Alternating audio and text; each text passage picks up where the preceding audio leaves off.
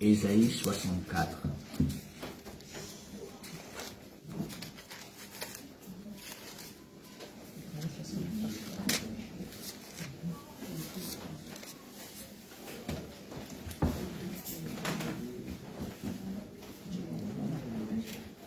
Ésaïe 64, on va prendre de la portion 1 jusqu'à la portion 6. Ésaïe 64, de la portion 1 à la portion 6. Le grand dommage aujourd'hui des peuples, ce n'est pas tant que Dieu ne veuille pas leur montrer la lumière, ce n'est pas tant que Dieu ne veuille pas sauver ou reconstruire, c'est-à-dire rétablir leur évidence réelle, c'est-à-dire par rapport au projet qu'il a formé pour nous. C'est que les hommes ont abandonné la voie de la lumière. Les hommes ont refusé la justice de Dieu et ils ont choisi une voie qui est contraire à la lumière de Dieu. Et cette voie-là, que les hommes ont choisie, c'est cette voie-là qui les domine jusqu'à aujourd'hui et qui a l'emprise sur leur choix, qui a l'emprise sur leur vie. Parce que les hommes oublient très souvent que Dieu frappe d'un esprit d'égarement. Et tu crois que tout ce que tu reçois là, c'est Dieu, alors que Dieu n'est même pas dans son affaire. Vous savez pourquoi? Parce que vous savez, je vais vous parler aujourd'hui d'un sujet très essentiel et très important pour tout chrétien de ce pays, le Gabon, et au-delà de ce pays. Pourquoi? Parce que je pense qu'il est temps que les hommes sortent du mensonge des dogmes et des credos dans lesquels ils ont été bernés tout au long de leur existence. Si nous prenons l'exemple de notre pays, le Gabon, si on compte de 1990 à aujourd'hui, ça fait plus d'une trentaine, une quarantaine d'années où on a fait croire aux gens qu'ils étaient des vrais chrétiens, qu'ils étaient dans la lumière de Dieu, qu'ils étaient dans la justice de Dieu. Ils ont fait croire aux gens que les gens étaient convertis, ils connaissaient la grâce. Quand on rentrait dans le truc de la démocratie, on a dit que là, c'est là le mouvement pentecôtiste païen est arrivé au monde. Qui sont les pentecôtistes païens? Les pentecôtistes païens, ce sont ceux-là qui croient que le parler en langue est un signe qui démontre que tu as le Saint-Esprit. Donc eux, ils ont fait quoi? Ils ont fait le choix de prendre les lacets au détriment de la paire de chaussures. C'est-à-dire qu'eux, ils marchent avec les lacets dans tout Libreville, mais ils n'ont pas les chaussures. Mais le soleil, quand il frappe dans toute sa gloire, le loutron va finir par te donner des ampoules sous ton pied. C'est ce que les gens ont oublié. Le parler en langue, ce n'est pas une démonstration de la puissance de Dieu dans la vie d'un individu. C'est qu'un grand mensonge. Le parler en langue est un signe pour les non-croyants. C'est-à-dire c'est pour les païens qui voient que non, toi qui n'avais jamais étudié l'anglais, tu te mets à parler anglais. Toi qui n'avais jamais étudié le téké, tu te mets à parler téké. Toi qui n'avais jamais étudié le pounou, tu te mets à parler pounou. C'est juste ça, c'était ce signe-là. Pour que toutes les ethnies qui se trouvaient, ou toutes les nationalités qui se trouvaient en Israël ce jour-là, du 50e jour, qu'on appelle Pentecôte, c'est le 50e jour, le Saint-Esprit étant descendu, puissent entendre le Seigneur leur parler dans leur langue maternelle. Et le bien-aimé Paul, par le Saint-Esprit, nous explique merveilleusement ces choses dans le livre de Corinthiens 14. Il explique que le parler en langue, donc le langage, langue, là, je ne sais pas comment ils appellent ça. Non, c'est-à-dire la langue, là, le parler en langue est un signe, pas pour le croyant, pour le non-croyant. Donc quand même là, on dit que c'est un signe pour le non-croyant, ça veut dire que c'est donc une langue intelligible. C'est-à-dire que donc quand quelqu'un peut comprendre, donc quelqu'un peut entendre. Sinon, pourquoi il dit, l'Esprit dit, c'est un signe, non pas pour le croyant, pour le non-croyant. Pardon. Ça veut dire que donc c'est quelque chose qu'un païen va comprendre et puis il va bénir Dieu. Imagine que tu es tu es rempli de l'Esprit de Dieu, du Saint-Esprit, et tu te mets à parler téké au milieu des tékés. Parce que Dieu veut parler à des vieilles personnes âgées qui ne peuvent pas comprendre très bien le français. C'est ça que Dieu veut dire. Tout simplement. Ça n'a pas dit que c'est des histoires, c'est le mensonge. Ça ne vient pas de Dieu, ça. Ça, c'est un esprit babylonien satanique qui embrigade les gens et qui les conduit dans l'erreur. Le parler en langue est un signe pour les non-chrétiens, donc les païens, qui, eux, te verront parler le téké, le pounou, le fan, le tchogo, le nzebi, etc.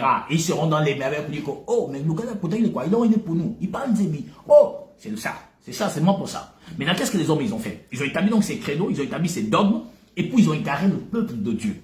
Et pire dans ça, c'est que le peuple de Dieu, je dis bien peuple de Dieu, cherchant l'Éternel, véritablement finissent par le trouver. Parce qu'il n'y a rien de ce que le Père lui a remis entre les mains. On pourra le lui ravir. Personne ne pourra ravir une âme prédestinée au salut éternel. Aussi fort longtemps qu'ils seront dans ces dogmes et dans ces créneaux, le Seigneur va toujours susciter un fils né de lui pour aller sortir ses brebis. Mais la situation dans la nation est arrivée à un point où le péché a tellement pris forme à un niveau que les hommes, au lieu de regarder à leur propre péché, mais ils regardent à quoi? Au manquement auquel ils font face. Avant de prendre le livre d'Ésaïe 64, prenons quelque chose dans le livre de Lamentation 3.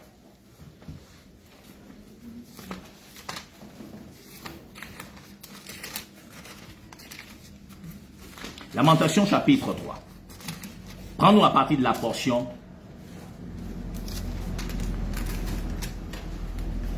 Lamentation 3, à partir de la portion 34 à 39. Quand on foule aux pieds tous les captifs du pays, quand on viole la justice humaine à la face du Très-Haut, quand on fait tort à autrui dans sa cause, le Seigneur ne le voit-il pas? Ça veut dire quoi? Donc ça veut dire que donc Dieu voit, non? Quand on fait de l'injustice vis-à-vis d'un humain, quand on te fait de l'injustice alors que tu as droit. C'est ce qu'on vit actuellement, hein? L'injustice a pris forme, tel on a vu tout à l'heure dans Matthieu 24, la portion 12. Je crois que c'est ça. Voilà. Maintenant, continue, sœur. Qui dira qu'une chose arrive sans que le Seigneur l'ait ordonné? Pardon, arrêtons-nous 2 secondes. Qui dira qu'une chose arrive sans que l'Éternel ne l'ait ordonné? Ça veut dire que donc tout ce qui arrive, donc l'Éternel a ordonné. Pardon, mais c'est une vérité. Or, pourquoi? Parce que le sujet sur lequel je voudrais vous entretenir ce matin, c'est sur cette histoire de Satan, le serpent ancien, qui aurait un pouvoir déterminant sur le destin de quelqu'un. Non, aujourd'hui, je veux vous montrer par la grâce de Jésus-Christ que Satan n'est qu'une créature qui n'a aucun pouvoir. La seule chose qu'il possède, c'est un mensonge. Parce qu'il est le père du mensonge. Le gars qui a créé le mensonge s'appelle Satan. Le serpent ancien, le dragon. C'est lui le père du mensonge. C'est son travail, c'est mentir. Il n'a aucun autre pouvoir que le mensonge. Il ne possède aucune autre chose que le mensonge. Mais le problème, c'est qu'on a fait croire au monde entier, à l'Afrique principalement, que Satan était tellement tout puissant qu'il était même l'égal de Dieu, qu'il était comparé à Dieu et qu'il pouvait décider du sort de chaque individu. En Afrique centrale, par le biais de la sorcellerie, Satan a une influence terrible et qui peut décider qui réussit, qui ne réussit pas, qui vit, qui ne peut pas vivre, qui peut bien manger, qui ne peut pas bien manger, qui peut se marier, qui ne peut pas se marier, qui peut avoir des enfants, qui ne peut pas avoir des enfants. Oh que non, on vous a menti. Et ce matin, nous allons examiner les Écritures par la bienveillance de notre Seigneur au moyen et au travers son Esprit Saint qui a été mandaté pour nous conduire. Et vous allez réaliser que Satan, que le monde nous rabâche les oreilles toutes les 10 tierces, n'est qu'une créature sans aucune influence. Son influence naît des eaux qui l'ont fait croître. Or, l'eau, c'est les foules, les peuples, les langues et les nations. C'est les hommes qui ont donné à Satan l'influence qu'il a. Sinon, lui-même, Satan, il est conscient qu'il est zéro. Amen. Lui-même, il sait ça. Mais en Afrique centrale, on nous a fait croire quoi? On nous a fait croire que la sorcellerie était une puissance terrible, n'est-ce pas? N'est-ce pas? Or, que veut dire sorcellerie? Sorcellerie veut dire sort, envoûtement, possession. C'est ça la définition du mot sorcier. Sorcellerie, là, c'est ça sa définition. Sort, envoûtement, possession. Or, si nous arrêtons 2 secondes, on dit sort, envoûtement, possession. Mais ces 3 choses-là, c'est l'image parfaite du péché dans l'homme. Le sort qui nous est lancé vient par quoi? La possession, qu'est-ce que c'est? Est-ce que tu vois? L'envoûtement, qu'est-ce que c'est? Prenons le mot envoûtement. L'envoûtement, qu'est-ce que c'est? Selon que nous avons tendance à raconter des histoires. L'envoûtement, c'est quoi? C'est quelque chose qui t'est lancé, donc un sort qui t'est lancé. Maintenant, l'envoûtement, c'est celle-là, donc par le sort, qui décide de tous tes actes et tes actions. Ou bien? C'est ça, non?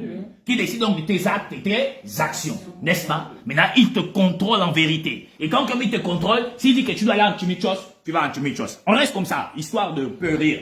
S'il dit que tu vas aller à Québec chez moi, là-bas aux États-Unis d'Akébé, ça t'amène aussi aux États-Unis d'Akébé, n'est-ce pas? Maintenant, on dit que c'est donc l'envoûtement par ce sort-là qui décide de ta vie. Donc le sort qui t'envoûte décide maintenant de ta vie. Mais pardon, le péché qui nous embrigade ne décide-t-il pas de nos actes et de nos actions?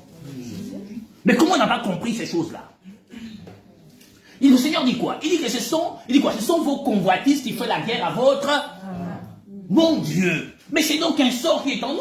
Le sort, c'est quoi? C'est qu'Adam et Ève ont péché là-bas dans le jardin d'Éden. Et toute leur malédiction pécheresse est descendue sur nous. Donc Colossiens 2,14 nous dit qu'il a effacé l'acte dont les ordonnances nous... Et qui subsistait contre nous. Ça veut dire que donc le péché nous a possédés. Et qui parle du péché parle de Satan. Jésus dit à Pierre, mais attends, moi je vais mourir à Jérusalem et puis je vais ressusciter. Pierre lui dit, ça ne t'arrivera pas. Jésus n'a jamais dit, Pierre, arrière de moi, Pierre. Il a dit, arrière de moi, car tes pensées ne sont pas les pensées de Dieu, mais des hommes. Ça veut dire que donc l'homme centriste a une pensée. Et c'est cette pensée-là qui le possède. Et c'est cette pensée-là qui l'oriente. Et cette pensée qui le conduit. C'est cette pensée qui décide de ses actes et de ses actions. Et donc la pensée-là, elle vient de qui? Puisqu'il n'y a que deux esprits dans le monde. L'esprit de l'erreur et l'esprit de vérité. Mais si c'est l'erreur qui te possède, non. C'est là qu'il dit que donc l'erreur, c'est qui? L'erreur, c'est Satan. Donc le mensonge te possède. Et le mensonge va te faire croire quoi? Va te faire savoir quoi? Va te dire que, bon, écoute, quand tu vas sortir avec 5 filles, tu es le plus beau du monde. Mais tu oublies simplement qu'une chose, frère, sœur. Quand une gazelle est pourrie, il y a beaucoup de mouches. Ça ne veut pas dire qu'elle est belle. Ça veut dire qu'elle est pourrie. Donc beaucoup de mouches peuvent te suivre là, ouais, oh je suis beau, oh je suis belle, avec moi je suis un tombeur. Mon frère, ma sœur, ne te pas dire beau. Ça veut dire que tu es pourri. Et puis les mouches suivent seulement ce qui est pourri. Tu es belle. Tu n'es pas belle. Tu es pourri. Les mouches sont pas faire leur travail. Mais c'est la vérité. Tu vois, on va aller au succès auprès des hommes, succès auprès des femmes. Non, ça dit que tu es morte. Et une gazelle pourrie attire les mouches. Quand tu n'es pas pourri, les mouches ne te suivent pas. Ou bien. Voilà. Donc tu vois que c'est ce que la vérité qu'on a caché aux gens. On n'a pas dit aux gens que une sorcellerie avait dit sort, envoûtement, possession. Examinez les Écritures. C'est ça que quelqu'un est quand il n'a pas Christ. L'ennemi de l'homme, c'est son âme. Non, pas son âme, pardon. L'ennemi de l'homme, c'est le péché en lui. L'ennemi de l'homme, c'est lui-même. L'ennemi de l'homme, c'est lui-même.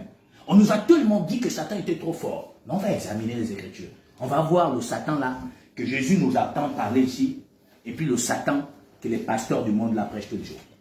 Maintenant, en examinant les Écritures, on va voir si vraiment le Satan là est puissant, ou c'est Jésus qui est puissant. Continue, sœur. Verset 38. N'est-ce pas de la volonté du Très-Haut que viennent les maux et les biens? Ah, donc ça veut dire que c'est Dieu qui décide des biens et le mal. Ou bien, frère. Donc c'est Dieu, non? Bon, maintenant, où Satan est? Si c'est Dieu qui décide de ce qui est bien et ce qui est mal. Là-bas, tout à l'heure, il a dit que qui dira qu'une chose arrive sans que l'Éternel ne l'ait? Mais au préalable, au début, il dit quoi? Il dit quand l'injustice de l'homme est violée, Dieu ne le voit-il pas? Donc c'est Dieu qui permet que donc ton l'injustice soit violée. Ou bien? Donc c'est lui qui permet, pourquoi? Parce qu'il doit te faire droit dans quelque chose.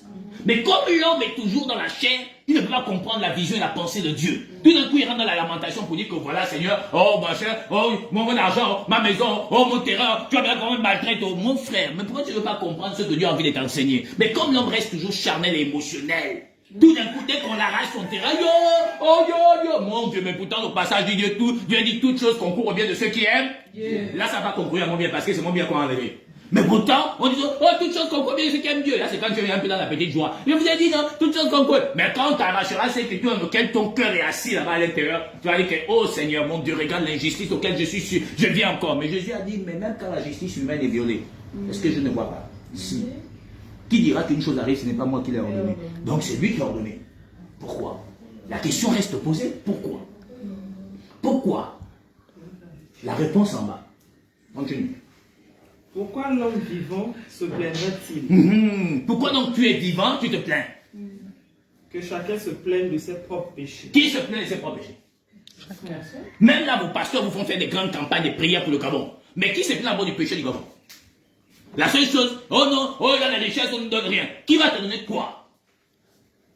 Sinon, les richesses ont été faites par Dieu. Donc c'est Dieu qui doit donner, non? Mais si Dieu estime que tu ne peux pas encore manger ces richesses, c'est qu'il y a quelque chose qui n'est pas convenable. Mais personne ne se lamente de ses propres péchés. Seulement on se lamente de quoi? Du sort auquel on fait face. Et le sort dans lequel nous sommes. On se lamente de quoi? Des manquements auxquels nous faisons face. Mais jamais on se plaindra du fait que nous sommes des grands pécheurs. Jamais on se plaindra que dans notre cœur, il n'y a pas encore la circoncision. Jamais on se plaindra que dans notre cœur, il n'y a pas encore l'amour de Dieu répandu dans nos cœurs par le Saint-Esprit. On est des cœurs de pierre, mais on ne regarde pas qu'on est cœurs de pierre. On se dit que non, moi je suis dans la vérité, je connais Dieu. Dieu te regarde et que tu ne me connais même pas.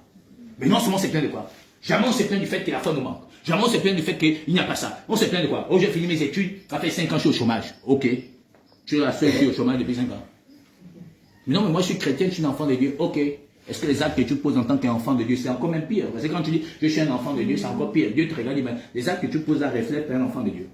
Parce qu'il fallait, le problème c'est quoi? C'est que tu sais, quand tu manges indignement le corps du Seigneur, pardon, je vous explique deux choses en 2 secondes.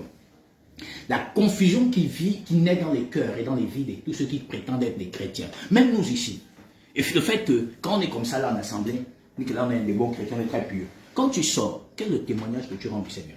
Le Seigneur dit que celui qui mange indignement son corps s'expose lui-même en jugement contre l'Éternel. Donc tu ne te rends peut-être pas compte que partout où tu passes, tu manges, genre au quartier, bien chez nous ensemble là, tu es chrétien ou chrétienne. Maintenant quand tu arrives dans un milieu où il n'y a aucun frère, aucune soeur, quelle est l'attitude que tu présentes? Quel est le comportement que tu as?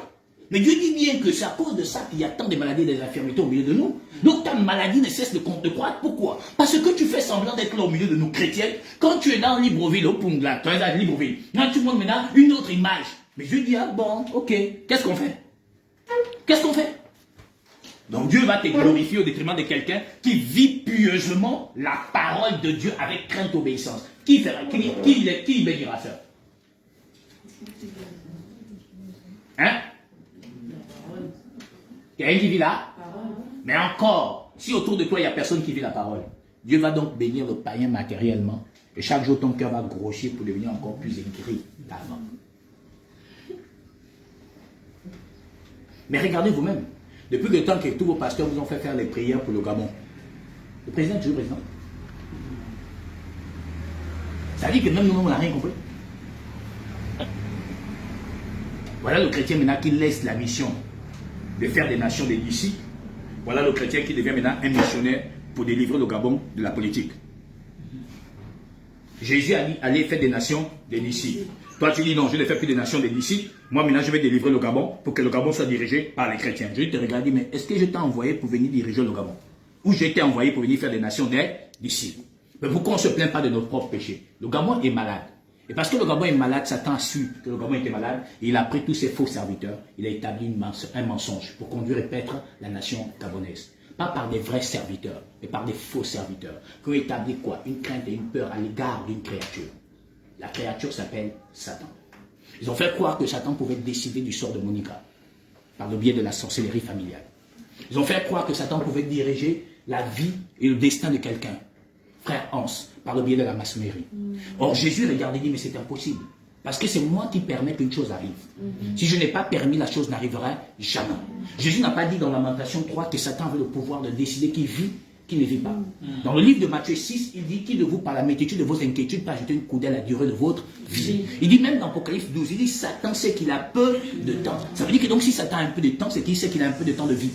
Quand je parle de vie ici, c'est-à-dire que la période qu'il a simplement pour faire ce qu'il voudra faire. Mais même dans ce temps, il ne sait même pas le jour où le Seigneur reviendra. Et donc si Satan est assujetti au même temps que toi, comment peux-tu penser que Satan peut décider de ton sort et de ton destin? Comment? Et pourtant nous voici. Nous voici. Donc ils nous ont dit que donc là maintenant le sort des Gabonais là, c'est la politique. Donc tu ne manges pas bien, c'est la politique. Tu ne vis pas bien, c'est la politique. Ils ont dit que non, si tu ne vis pas aussi bien, c'est les sorciers de Moabi. Tu ne vis pas bien, ce sont les sorciers de Kouyamotou. Tu ne vis pas bien, ce sont les sorciers de Makoko. Tu ne vis pas bien, ce sont les sorciers de Ngoni. Tu ne vis pas bien, ce sont les sorciers de France-Civile. Non, tu ne vis pas bien, ce sont les sorciers du Cameroun, de Congo. Les sorciers qui t'empêchent de vivre. Il faut donc te faire initier pour aller à la rencontre des deux ancêtres qui vont te donner le truc là, qui nous les on appelle moule. Moule chez nous, ça veut dire qu'on te donne la réussite. Depuis le temps qu'ils se sont fait initier en milliers, en centaines de milliers, ils sont allés chercher moule chez les anciens grands-pères là-bas. Ils sont revenus, ils sont toujours pareil. Il fume toujours son charme, il chante un peu. Il fume toujours son charme, il fait toujours des bagarres. Il fume toujours son charme, il danse un peu le gosé. Il fume toujours son charme, il danse le meeting tous les samedis. Qu'est-ce qui a changé dans ta vie? Zéro. Mais depuis le temps on a dit ça. Tous les pasteurs qui multiplient les prières pour cette nation et pour toute l'Afrique, mon Dieu, j'ai l'impression que les sorciers encore deviennent encore plus redoutables. Tu sais, c'est comme le moustique. Tu mets le ventilateur. Ils sont tellement aussi devenus intelligents. Quand le vent fait comme le ventilateur fait ça, il fait comme ça, il tourne le ventilateur. Quand le ventilateur fait ça, lui aussi il tourne. Mais à un moment donné, quand le ventilateur va là-bas, tu en as seulement paf! Quand le ventilateur revient, lui aussi va en bas dessous. Il reste là-bas, il tremble aussi quand même, il dit mais attends, ça va repasser. Ils sont devenus intelligents. Donc quand vous mettez le sel là devant les portes, vous allez dire, oh mon Dieu, toi tu te moques de moi quoi. Non, je vais passer par le plafond, parce que le plafond, tu pas mettre le sel. Un exemple juste pour rire. Mais c'est ce qui se passe, non? Ça veut dire qu'il trouve toujours un moyen, il dit que toi tu as mis le sel à la porte, non. Tu n'as pas mis sur au plafond, il rentre au plafond. Et oh, mais je m'ai mis là. Non, mon frère, ils sont aussi devenus intelligents. Tout simplement. Autant tu réfléchis de manière humaine et charnelle sans la connaissance spirituelle, autant aussi réfléchir de manière charnelle et humaine sans la connaissance aussi de l'esprit parce qu'ils ne sont pas chrétiens. C'est que les gens vivent. Mais Satan qui il est? Un gars perdu. Aucun pouvoir. Et vous allez voir, sœur, revenons dans Ésaïe 564. Ésaïe 64, verset 1 Oui. à 6. Comme s'allume un feu de bois sec. Écoutez bien, il dit comme s'allume un feu de bois sec. Comme s'évapore l'eau qui bouillonne. Il dit comme s'évapore l'eau qui bouillonne. Tes ennemis connaîtraient ton nom. Ah, donc ses ennemis connaîtront son nom. Donc on parle de qui? De l'Éternel. Parce que Luc 24, 44 dit il fallait que s'accomplisse tout ce qui est écrit de lui dans la loi de Moïse, dans les psaumes et dans les prophètes. Donc là, on parle de notre Dieu. Mais regarde, il y a quelque chose de plus extraordinaire. Isaïe 64, à partir de la portion 1.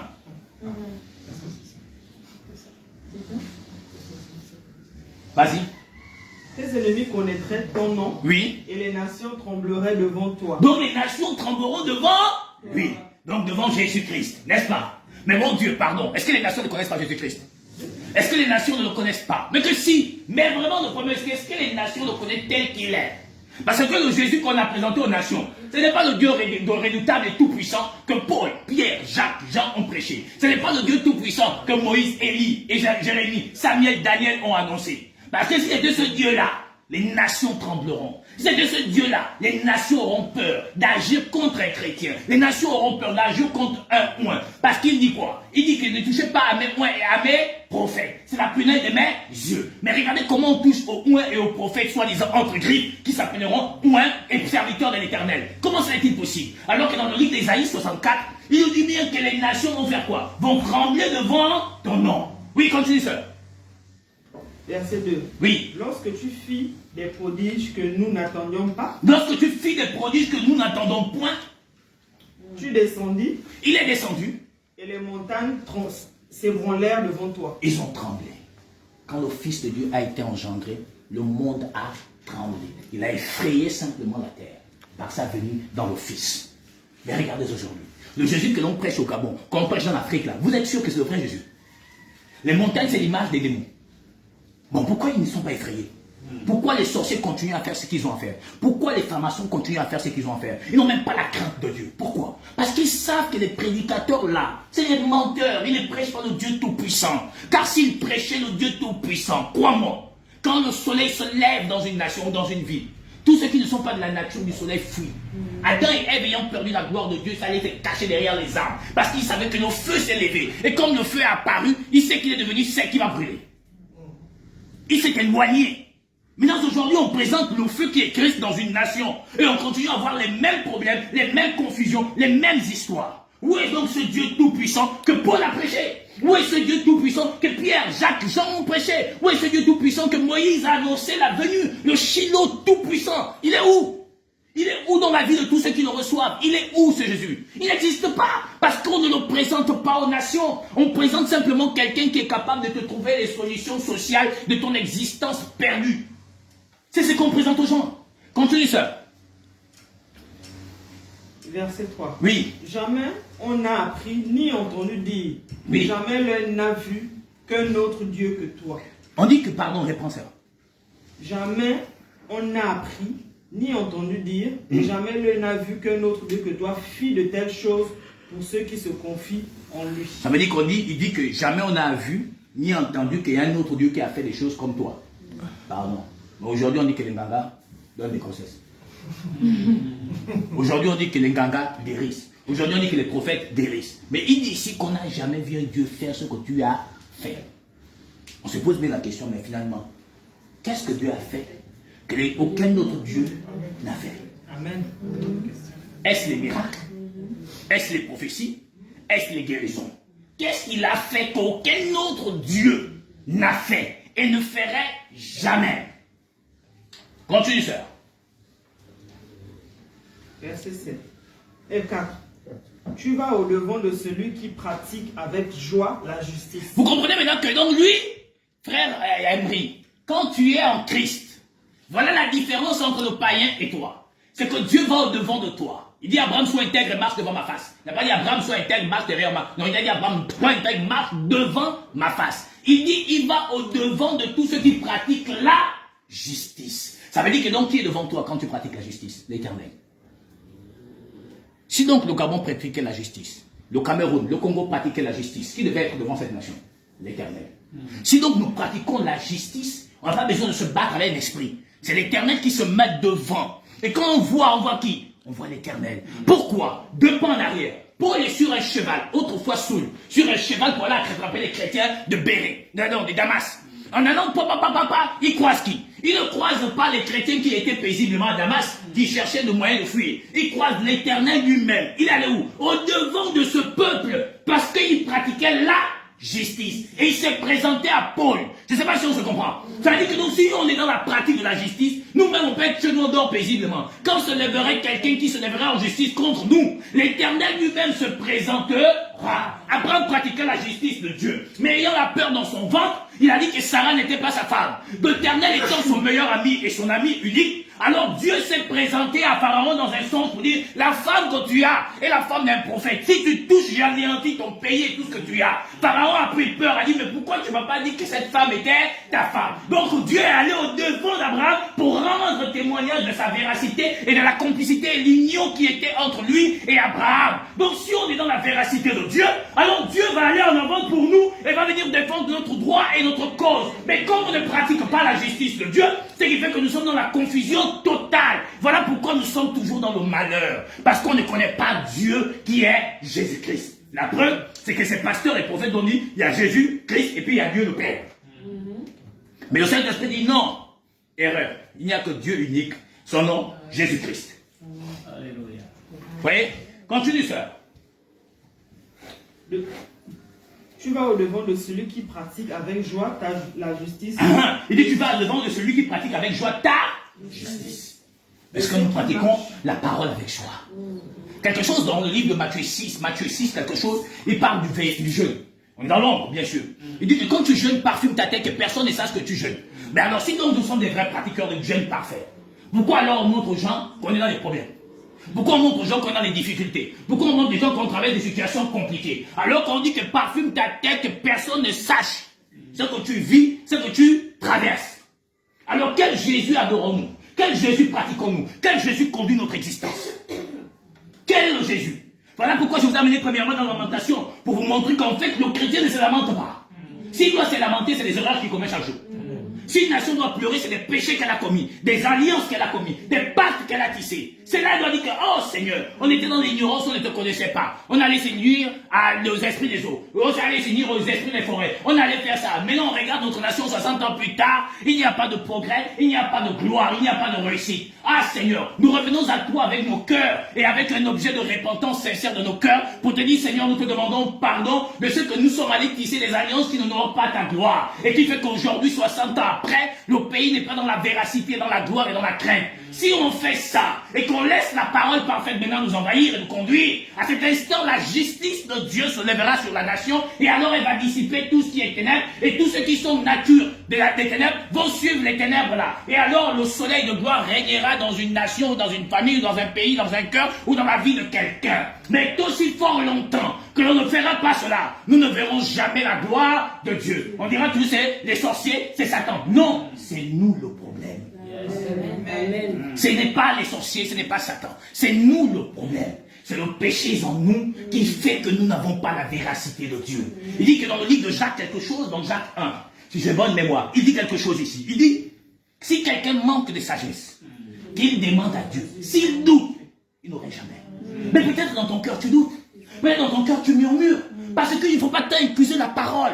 Mais il faut d'abord s'examiner soi-même pour dire, est-ce que moi-même je suis dans les dispositions? Est-ce que moi-même je suis convaincu? Est-ce que cela marche en moi? Est-ce que je suis convaincu? Jésus dit quelque chose dans le livre de Jean, il dit, vous n'avez rien demandé à mon nom. Oh, mais tous les gens disent, Jésus, je brise. Jésus, j'étale. Jésus, j'appelle. Jésus vient m'aider. Jésus dit que tu n'as encore rien demandé à mon nom. Ça veut dire que je ne demande pas selon le nom de Dieu. Ça veut dire que demander selon le nom de Dieu, c'est demander selon la parole. Parce que la parole dans le livre de Jean, que nous avons auprès de lui cette assurance, si nous demandons quelque chose selon sa volonté. Donc ça veut dire que donc je ne demande pas selon sa volonté. Je demande selon la volonté de la chair. Mais Dieu te dit, mais ma fille, mon fils, je t'ai dit dans 1 Corinthiens 15, 50, quelque chose là-bas, il dit, j'ai dit la chair et le sang n'héritent pas le royaume. Mais pourquoi tu veux que je donne à la chair? Demande-moi ce que la chair ne peut pas avoir. Enfin que mon évidence et ma gloire réside et demeure en toi. Salomon a dit Dieu. Dieu lui dit, que veux-tu? Il dit, je ne veux rien d'autre. Quoi? La sagesse. Pourquoi? Pour paître contre toi. Et Dieu a dit, comme tu ne m'as pas demandé ça là, je te donnerai. Mais nous on demande quoi à Dieu? Mariage. Voilà. Merci frère Joël. Continue sœur. Tu vas au-devant de celui qui pratique avec joie la justice, Mhm. de ceux qui marchent dans tes voies, Et ceux qui marchent dans tes... voies Aïe. Continue ça. et se souviennent de toi. Se souviennent de Dieu. Moi je marche, je me souviens du Seigneur, je marche que lui, que lui, que lui, que lui. Maintenant moi je me souviens de qui? Je me souviens de ma mère qui est morte il y a 6 ans. Je lui dis, oh ouais, continue à te souvenir d'elle, elle va te sauver. Je me souviens de qui? De ma tante qui est morte il y a 5 ans. Ouais, continue à te souvenir, elle va te sauver. Non, je me souviens que je pleure, je pleure à mes enfants. Oh, je dis, ouais, oh mon grand-père quand il vivait, nous on était bien, on était même protégés. Ouais, qui vient te protéger alors? Nous-mêmes, nous sommes à l'origine. Nous-mêmes, nous sommes les facteurs de la destruction de notre propre vie. Dieu est un Dieu jaloux. Quand est-ce que vous allez comprendre ça? Il est jaloux. Dieu ne veut pas que dans ton cœur, il y a autre chose que lui. Il ne veut pas que tu penses qu'il y avait quelqu'un avant lui ou après lui, ou lui, en dehors de lui, qui soit en même de résoudre tes problèmes. C'est ça que Dieu ne veut pas. Il ne partage sa gloire avec personne. Notre problème, c'est que nous voulons qu'il y ait quelqu'un qui puisse nous secourir. Non, demandons le secours de l'Éternel. Parce que tu pensais, oh ma mère quand elle était là, je te dis, j'étais bien. Oh, quand mon père était là, oh mon Dieu, est-ce que je pouvais me vivre comme ça? Ouais, continue, qu'il vienne donc te donner ce qui te manque. Mais nous ne comprenons pas les choses de l'Esprit de Dieu. Dieu est jaloux. Il ne veut que lui et lui seul. Il dit quoi? Ceux qui marchent dans ses voies et qui ont, quoi? Se souviennent de lui, Se souviennent de toi. donc de lui, non? Est-ce qu'on a dit souvenir des papas? Est-ce qu'on a dit des souvenirs de maman Irène? Non, on n'a pas dit ça. On dit souvenir de lui. Ça veut dire quand elle marche, je pense qu'à lui. Je marche que l'Éternel est mon berger, je ne manquerai de rien. L'Éternel est mon rédempteur, je ne manquerai de rien. Je marche avec fierté, avec élégance. Je me suis convaincu que 1000 tombent, 10 000, je ne chancellerai point. Que tous les baphounous de Moabi lancent tout ce qu'ils lanceront. Je ne chancellerai point. Ils ne pourront décider de mon sort ni de mon destin parce que mon roi a dit, il connaît le projet qu'il a formé pour moi. Je ne pense pas que Dieu a révélé ce secret à un sorcier. Parce qu'il a dit, je ne fais rien sans révéler mon secret à des serviteurs, les prophètes. Je ne pense pas que les sorciers de Moabi, ce sont des prophètes de l'Éternel. Je ne pense pas que les pharmaciens de ma famille, ce sont les prophètes de l'Éternel. Mais l'Éternel m'a dit qu'il ne révélerait que ce secret à son serviteur, les prophètes. Donc ce n'est pas eux. Vous voyez? Il a dit, cacherai à Abraham ce que je prévois faire. Donc Abraham était un prophète. Et donc Dieu ne pouvait pas cacher ça à Abraham. Mais maintenant, pardon, est-ce que Dieu allait révéler à un vieux bapounou sorcier de Tubanga que voilà ce que je prévois faire pour David? Jamais. Mais comment il va connaître mon destin? Puisque pour connaître le destin et l'anéantir, il faudrait déjà connaître ce que la personne doit devenir. Maintenant, comment les sorciers là connaissent ce que tu vas devenir? Alors que Dieu a dit dans le livre de Jérémie 1:4, lis-nous sa sœur s'il te plaît, tout en gardant ce livre d'Ésaïe. Jérémie, premier, la portion 4. Si quelqu'un y est, il peut lire rapidement. Jérémie 1, la portion 4. La parole de l'Éternel me fut adressée en ces mots. Oui, frère Joël. Avant que je t'eusse formé dans le ventre de ta mère, je te connaissais. Pardon, Récola, il dit avant que tu ne sois formé dans le ventre de ta mère. Il dit il te connaissait, pardon. Le sorcier de Tubanga te connaissait déjà. Parce que s'il te connaît avant que tu ne sois dans le ventre de ta mère, c'est qu'il est l'égal de Dieu. Ou bien, il pourrait donc décider que Franck, tu vas pas naître. Puisqu'il te connaît avant que tu ne sois dans le ventre de maman. Donc il va décider, toi Franck, oui, tu ne vas pas venir au monde. Donc tu comprends mes affaires. Ça veut dire que donc les gars nous ont menti. Le pauvre Satan il dit que, oh, pourquoi vous me faites ça, vous me mettez encore même dans les palas? Je suis déjà même mort. On va quand même m'enterrer, si on peut un peu rire comme ça, on va encore appuyer pour dire que c'est toi. Là, que moi, je ne connais même pas l'histoire, là, on dit que je suis puissant, je gère les vies des gens. Moi, je suis seulement un menteur que je voudrais que les gens m'adorent aussi comme on adore Dieu, et puis je les égare aussi comme moi. Mais vous allez comprendre aujourd'hui que Satan ne peut pas égarer l'élu. Il égare que tous ceux qui sont à lui. Amen. On va voir ça tout à l'heure. On va voir. Tu vois, il dit qu'avant que tu ne sois, il te connaissait, pardon. Donc le sorcier aussi, avant qu'il ne naisse, Dieu le connaissait. Donc il savait que le gars de Tubanga devait être un grand sorcier. Il savait. Mais bien sûr. Mais attends. Mais vous croyez que Dieu est comment? Mais Dieu est puissant, il sait des choses là. Oh. Mais Dieu est grand. Regardez, vous allez comprendre pourquoi il permet que ces gens existent. Vous allez comprendre pourquoi. Il les permet parce qu'il doit montrer quelque chose. Sa puissance. Il dit à Satan leur père, je t'ai suscité à des desseins. Prenons quelque chose, oui. Pardon, prenons quelque chose, oui.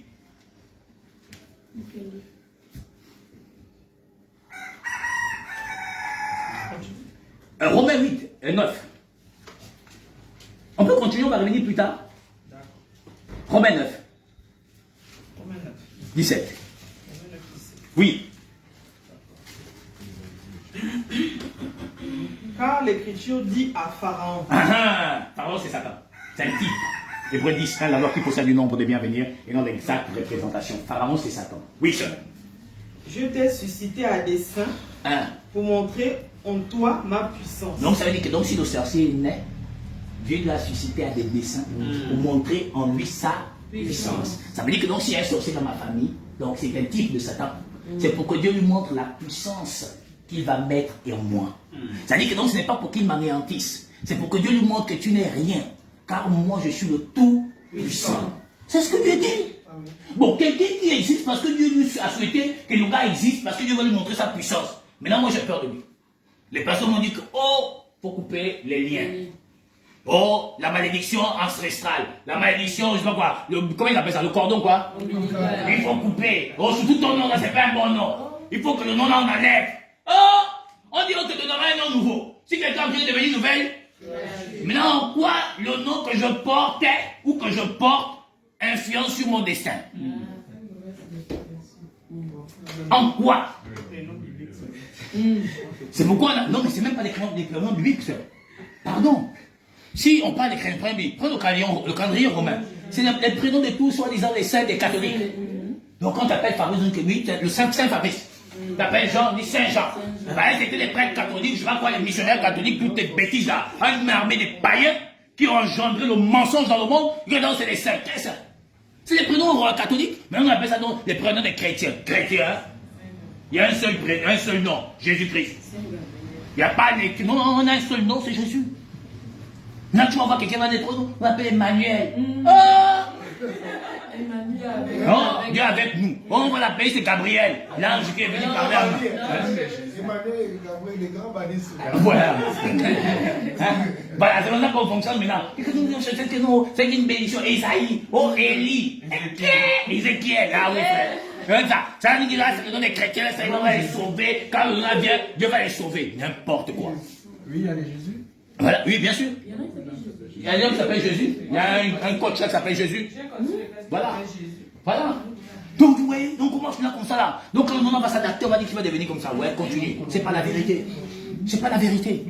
Il dit quoi, sœur? Réponds Romain. Car l'Écriture dit à Pharaon. L'Écriture dit à Pharaon. Je t'ai suscité à dessein. Il dit, je t'ai suscité à dessein. Pour montrer en toi ma puissance. Donc, Satan existe tout simplement pour un seul but. Un seul désir, une seule volonté.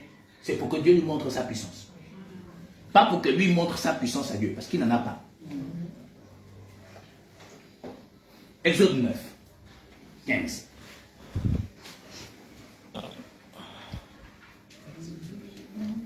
Exode 9, 15. Quelque chose là-bas, je pense. Hein? Oui. Si j'avais étendu ma main. Et donc, il dit si j'avais. Ça, c'est bon roi. Le meilleur des meilleurs. Ça dit le plus puissant du monde. Il dit si j'avais étendu ma main, toi petit. Si j'avais étendu ma main. Oui. Et que je t'eusse frappé par la mortalité. Ça dit que le roi, notre sauveur, l'héros. Il dit si j'avais étendu ma main et que je t'ai frappé par la mortalité. Oui, sœur. Toi et ton peuple, tu aurais disparu de la terre. Donc il aurait disparu, lui et son. Mais notre Dieu maintenant va lui laisser un petit temps. Mais je t'ai laissé subsister. Voilà, donc là Dieu dit que je t'ai laissé subsister. Vous comprenez un peu ce que Dieu dit? Il dit en fait je t'ai laissé exister. C'est ça non? Subsister, c'est pas ça? Ah. Donc je t'ai laissé exister. Est-ce que c'est Satan qui a décidé d'exister, frère? Non. Ah. Est-ce que le sorcier de Chibanga, celui qui décide d'exister? C'est notre Dieu. C'est notre meilleur des meilleurs. Ça dit Jésus-Christ qui dit, toi là, tu vas exister. Parce que tu dois voir et contempler la gloire sur mon enfant. Tu vas lui faire la guerre, mais tu ne le vaincras jamais. Ça veut dire que Satan te fait la guerre tous les jours. Je ne le prenais pas ça, Biloubi aussi, il te fait la guerre. Mais il sait qu'il ne peut pas te battre. Ça dit, il te bat, il est là, il tape, mais il ne t'atteint même pas. Parce qu'il ne peut pas. Tant que l'Éternel n'a pas dit, il ne t'atteindra jamais. Encore que Dieu dit, le malheur atteint le juste. Ça veut dire que donc ça peut arriver, il dit, bon, Dieu, il digue un peu. Il te digue un peu. Et il peut attendre sur la vie, il te digue. Comme Job, il a digué un peu Job, comme une balle de ping-pong. Job était là, il caisse, sans caisse. Job dit, il n'y a pas de problème. J'aime le type là. Enlève tout. Donne-moi les plaies. Donne-moi tout ça. Même que la pluie tombe sur moi, brûle les maisons. C'est pas grave. Le type là, je l'aime. Je ne l'aime pas parce que je ne l'ai jamais vu. Mais je l'ai vu, je ne peux pas expliquer ça. Mourir seulement, il est là. Donc le cœur est dedans, je ne peux pas expliquer ça. Et donc sa femme dit, maudit Dieu, dit que comment on reçoit souvent que Dieu le bien, jamais on va recevoir le mal. Les pasteurs disent non, le mal c'est les sorciers. La Bible dit non, les mots et les biens viennent de moi. On prend son attribut ça les sorciers. On donne donc la gloire maintenant à Satan, à son peuple. Dieu dit que le mal et le bien viennent de moi. Les sorciers, pasteurs disent c'est faux. Si tu as le mal, c'est le sorcier de ta famille. Donc on donne la gloire au peuple de Satan. Parce qu'il a dit si j'avais étendu ma main, toi et ton peuple. Donc Satan a un peuple. Ça veut dire qu'il a un peuple qui est là. Ses enfants sont là, son peuple est là. Donc les petits sorciers sont les enfants de Satan. Donc on dit que non, c'est lui. Donc tu n'arrives pas, tu es stérile, hein. Mais je te dis, je sens quelque chose. Je crois que dans ton ventre, il y a un serpent qui est en train de manger tes enfants. Et je sens qu'il faut qu'on le chasse, il faut faire un travail. Mon Dieu. Le serpent, là, il mange seulement les enfants quand ils viennent. Comment il sait que les enfants arrivent? Je ne savais pas que l'enfant était mystique. Parce que si c'est un serpent, c'est qu'il est mystique, non? Maintenant, comment il voit l'enfant qui est charnel? Oui, là-bas. Ça veut dire que donc si tout ce qui est mystique avalé, tout ce qui est charnel, puis il n'y a personne qui existe au Gabon. Ou bien, puisqu'il a la capacité de manger l'enfant depuis le ventre, c'est quelqu'un qui peut aussi nous manger tous quand on dort. Mais bizarrement, on se réveille tous les matins, on dit, mais ça peut. J'ai dit souvent aux gens que, vous savez, il n'y a aucun sorcier qui est puissant. Pour une raison simple. S'ils étaient puissants, ils n'entendront pas la nuit quand les gens dorment. Vous venez vous emmerder dans vos songes, je ne sais pas quoi là. Quelqu'un qui est fort, maman, il a besoin de se cacher. Oh! On voit les États-Unis, non? Ils montrent qu'ils sont forts. Ils vont voir tes damer. Ils viennent tes dames. Ils n'attendent pas.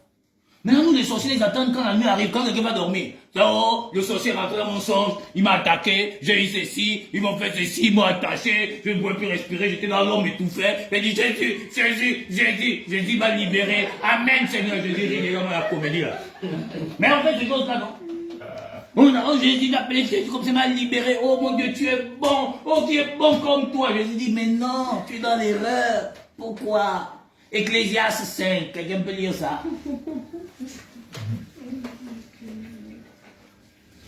Tout en gardant toujours le passage où on est là. Il y a quelque chose dans Ecclésiaste 5, je crois, la portion 4 ou 3, quelque chose là-bas.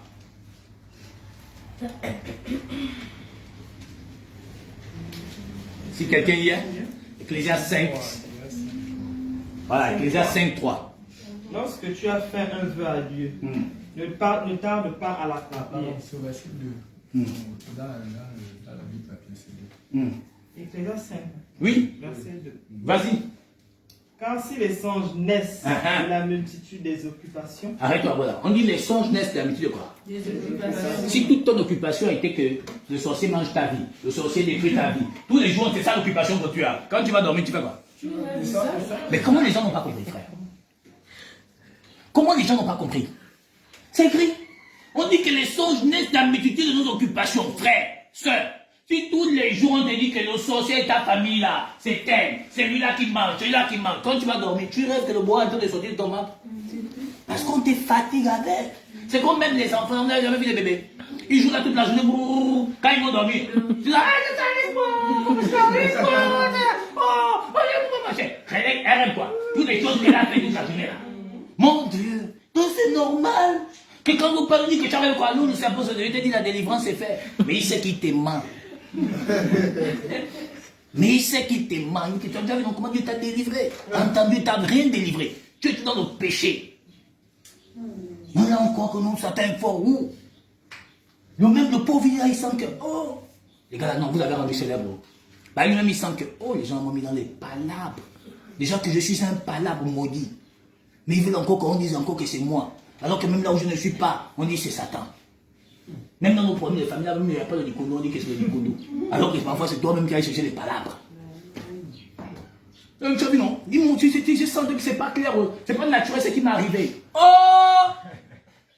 Toi-même tu es rentré là-bas, tu n'es pas naturel. Mais je dis que c'est pas naturel, je sentais. Tu sais non? Je sentais que quelque chose me poussait. Mais je ne sais pas quoi. Mais je sens qu'ils m'ont peut-être eu. Oh Dieu, viens me délivrer. Oh. Dieu te regarde et dit que, oh, tes vices t'amènent là-bas, tu ignores que c'est le pauvre sorcier. Tes désirs t'amènent là-bas, tu es sur le pauvre sorcier. Le pauvre même sorcier sent que, oh, moi j'ai quel pouvoir? Mon pouvoir au Gabon, c'est moi je sors en oiseau, je sors en serpent, je regarde mon fusil nocturne pour dégainer sur tous ceux qui sont semblables à moi, qui ne sont pas forts. Mais comment je vais dégainer sur un chrétien qui lui-même, moi, ne peut pas le tuer? Puisqu'il est mort, il a ressuscité. Comment on peut tuer quelqu'un qui est mort, qui est revenu à la vie? On meurt 2 fois. Ah, mais c'est qu'on vit. Dites-moi s'il a le pouvoir. On dit dans quel livre là tout à l'heure? Pas l'Ecclésiaste. Exode. Oui. Exode 9, verset 15. Oui, sœur. Si j'avais tendu ma main et que je t'eusse frappé par la mortalité, toi et ton peuple, tu aurais disparu de la terre. Mais je t'ai laissé subsister. Donc je te laissais exister. Afin que tu vois ma puissance. Donc il n'avait pas encore vu ça quand il voulait la bosser avec son cœur fou. Maintenant il devait le montrer ça sur la terre. Pour lui montrer que je suis tout puissant. Quand Satan fait trébucher Adam et Ève, il s'est dit qu'il a vaincu Dieu. Mais il ne sait pas qu'il est dans l'illusion. Parce qu'il est dans l'ombre des biens à venir. Il n'a pas compris l'ombre. Donc c'était l'ombre que tu voyais. Tu ne voyais pas le juste. Quand le juste arrive, il réalise que, oh, mais là, quand Dieu nous maudit, Dieu lui dit, maintenant toi là, c'est pas là, oui. Tu vas ramper, non, oui. Tu vas manger le sable, la poussière, sans que, ouais, le gars est fort. Quelqu'un que Dieu a sujeté à un désir, à une volonté, c'est lui-là qui nous fait peur. Jugez même par vous-même. Quelqu'un qui a sujeté à une volonté. Vous savez, Satan n'est pas l'ennemi de Dieu. Dieu n'a pas un adversaire sur la terre. Je dis bien, aucun adversaire. Dieu n'a pas d'adversaire. Si Satan était l'adversaire de Dieu, alors Dieu avait, donc Satan est l'égal de Dieu. Si le sorcier est ton adversaire, c'est qu'il est ton égal. Tu as la plainte de Dieu, tu as l'empreinte de Dieu. Jésus-Christ le Tout-Puissant vit en toi. Comment donc un petit sorcier qui est tiré de la terre, dont Dieu a mis un souffle de vie dans les narines et dont les poumons respirent, serait-il ton égal et décidé de ton sort? Où a-t-on vu ça? Où a-t-on vu ça? Prenons quelque chose dans le livre de Jean.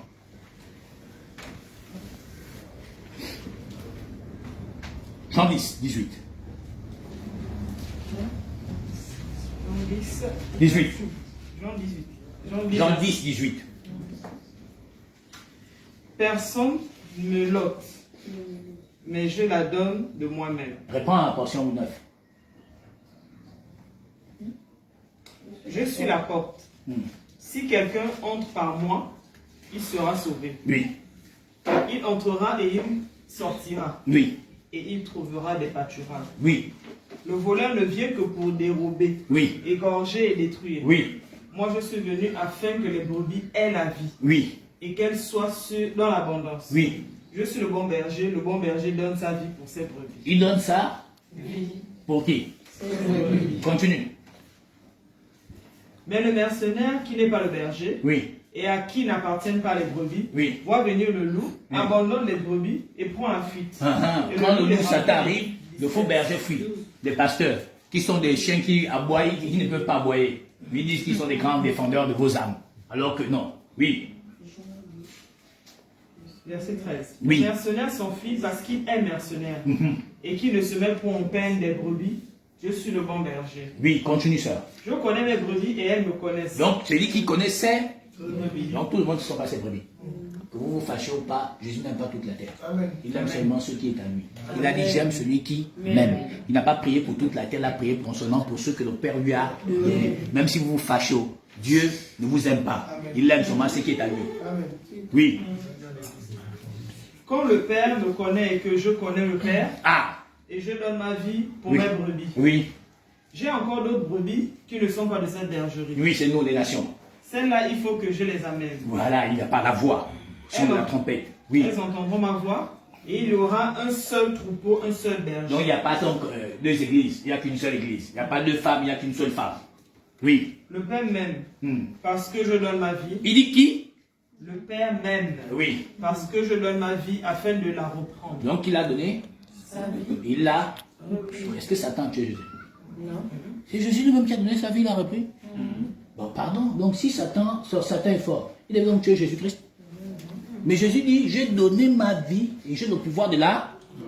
Si quelqu'un te dit qu'il peut donner sa vie et puis il peut la répandre, et il l'a fait. Donc, comment Satan peut-il te tuer? Si celui qui a la capacité de donner sa vie l'a fait et avait la capacité de la reprendre, comment Satan peut-il te tuer? Si c'est celui-là qui est en toi, qui est Jésus-Christ. Il a dit Jésus est en toi. Celui qui a dit que j'ai le pouvoir de donner ma vie, j'ai le pouvoir de la reprendre. S'il vit en toi, comment Satan, par le sorcier, peut décider de ton sort? Il aurait donc pu décider du sort du sauveur de l'humanité. En disant que comme toi tu viens sauver l'humanité, je vais te tuer. Et tu ne pourras pas sauver l'humanité. Mais Jésus dit non, j'ai le pouvoir de donner ma vie, j'ai le pouvoir de la reprendre. Si donc Jésus a ce pouvoir-là, Comment peut-on penser que Satan peut donc avoir un autre pouvoir que celui-là? Est-ce que ça dépend du pouvoir définitif? Le pouvoir de donner ta vie, le pouvoir de la reprendre. C'est le pouvoir définitif. C'est-à-dire que donc tu as le pouvoir de donner la vie et le pouvoir de ressusciter. Donc si tu as le pouvoir de donner la vie et de la ressusciter, comment celui-là qui ressuscite les morts étant en toi, Satan va venir dire que toi tu ne peux pas? C'est quoi, il y a un problème? Jean 19, 11, 12.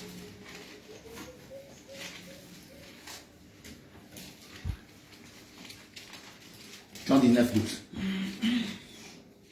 Dès ce moment, Pilate cherchait à le relâcher. Mais les Juifs criaient, si tu le relâches, tu n'es pas ami de César. Quiconque se fait roi se déclare contre César. Continue. Pilate, ayant entendu ces paroles, amena Jésus dehors. Il l'amène dehors, il dit, regarde, bon, viens là-bas. On va un peu parler, mon frère. Oui. Et il s'assit sur le tribunal, au lieu appelé le pavé et en hébreu Gabata. C'était la préparation de la Pâque et environ la 6e heure. Pilate dit aux Juifs, voici votre roi. Mais ils s'écrièrent, Hôte, crucifie-le. Pilate leur dit, crucifierai-je votre roi? Les principaux sacrificateurs. Jean 19, 11.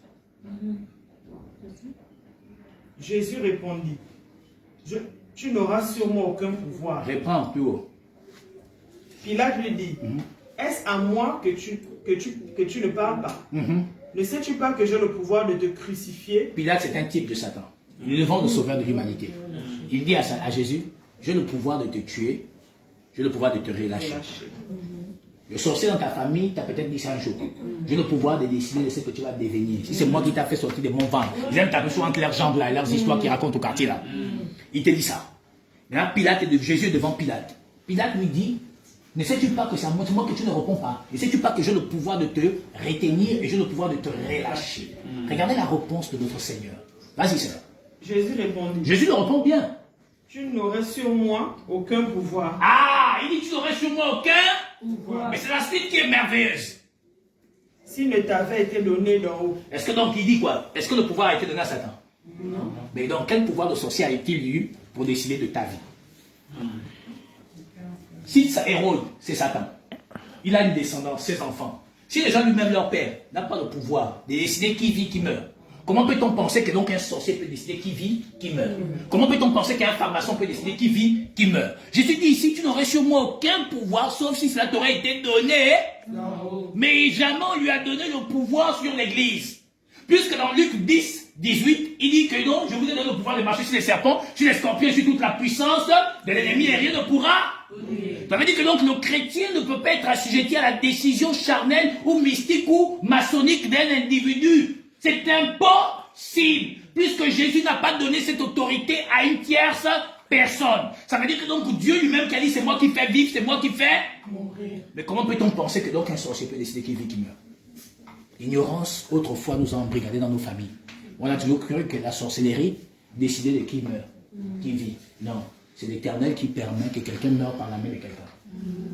C'est comme quelqu'un te poignarde. L'Éternel a dit, c'est par cette main-là que tu devais mourir. Si quelqu'un va faire un petit fétichiste et puis tu pars, l'Éternel a dit, c'est par cette manière que tu devais partir. Pas pour les prédestinés. Pour des gens, certainement, que Dieu avait décidé autre chose pour eux. La preuve, c'est que les élus du Seigneur sont morts de la main des hommes. Ceux qui sciaient Paul, ceux qui lapidaient Jean, ceux qui lapidaient Y, c'était des hommes charnels possédés par Satan. Tu comprends que donc un chrétien doit toujours partir au repos d'une manière ou d'une autre. D'une manière ou d'une autre. Ils ont été torturés, ils ont été lapidés, ils ont été sciés. Tu peux partir par la maladie, tu peux partir par un accident, tu peux partir par un empoisonnement. Ce que Dieu aurait décidé de cette manière que tu partiras. Mais tu meurs seulement charnellement, mais tu ne meurs pas spirituellement. Le problème, c'est que les prédicateurs ont fait croire aux gens qu'ils ne peuvent pas mourir charnellement. C'est faux. Tout le monde doit mourir. La parole ne nous parle pas de la mort charnelle, elle nous parle de la mort spirituelle. Donc c'est ça la vérité de Dieu. Dieu ne parle pas de la mort charnelle. Tout le monde doit mourir un jour. Mais Dieu nous parle de la mort spirituelle. Or, les sorciers pasteurs ont dit non. Tu peux donc empêcher que tu meurs charnellement. Qui peut empêcher ce jour-là? Jésus a dit que c'est pour cette heure que je suis venu. Maintenant, comment vous arrivez à faire en sorte que cette heure-là n'existe pas à la vie? C'est Dieu qui augmente les années de la vie. Ce n'est pas un sorcier qui peut décider de ton sort, ni un maçonnique. C'est Dieu qui décide de ce qui doit arriver. Vous croyez, mes bien-aimés, Dieu veille sur nous. d'une manière extraordinaire. Tant de choses peuvent nous arriver. Même parfois, Dieu n'a pas besoin de nous révéler ça. Il nous fait éviter ces choses-là. Tant de complots se font contre nous tous les jours. Dieu n'a pas besoin de nous révéler ça. Il nous fait éviter ça. Ce qui arrive aux autres, ne faut pas penser que ça ne peut pas t'arriver. Sauf que Dieu t'en préserve simplement. Tu vois? Ça, c'est la vérité de Dieu. Prends-nous quelque chose dans le livre d'Ésaïe. On reprend dans Ésaïe 14.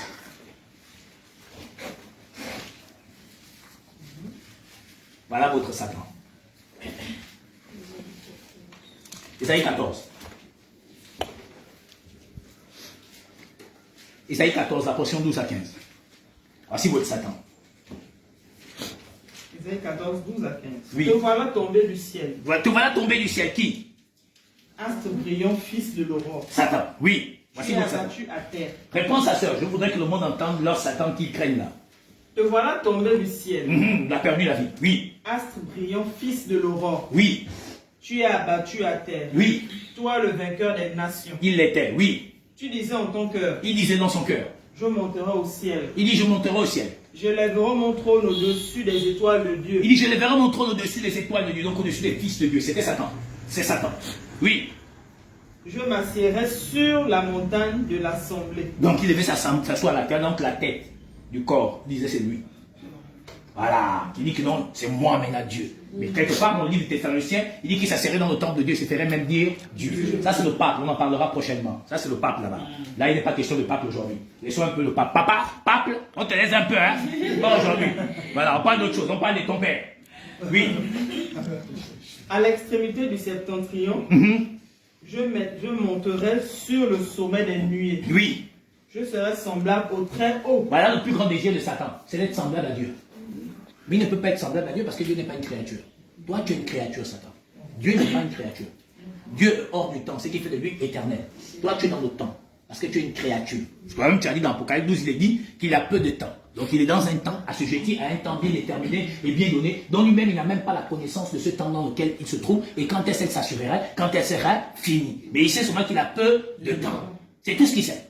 Vois-tu? Il est donc comme nous qui ne savons ni le retour de Jésus-Christ. Il attend aussi comme nous. Mais comme il sait que le temps est peu, il maximise dans son complot, pas contre ses enfants, contre les élus. Parce que Satan ne peut pas attaquer Satan. Il attaque seulement les élus. Et c'est la grande erreur que les gens ont fait, parce qu'ils ont fait croire aux gens que Satan attaquait tout le monde. C'est faux. Satan n'attaque que ceux qu'on va trouver là-bas plus tard. Oui, sœur.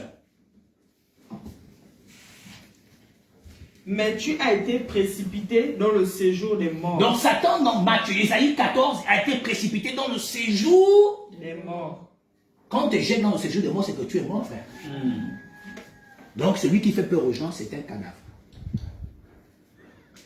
Apocalypse 20. Précipité dans le séjour des morts. On va aller trouver ça. La portion 1. À partir de la portion 1.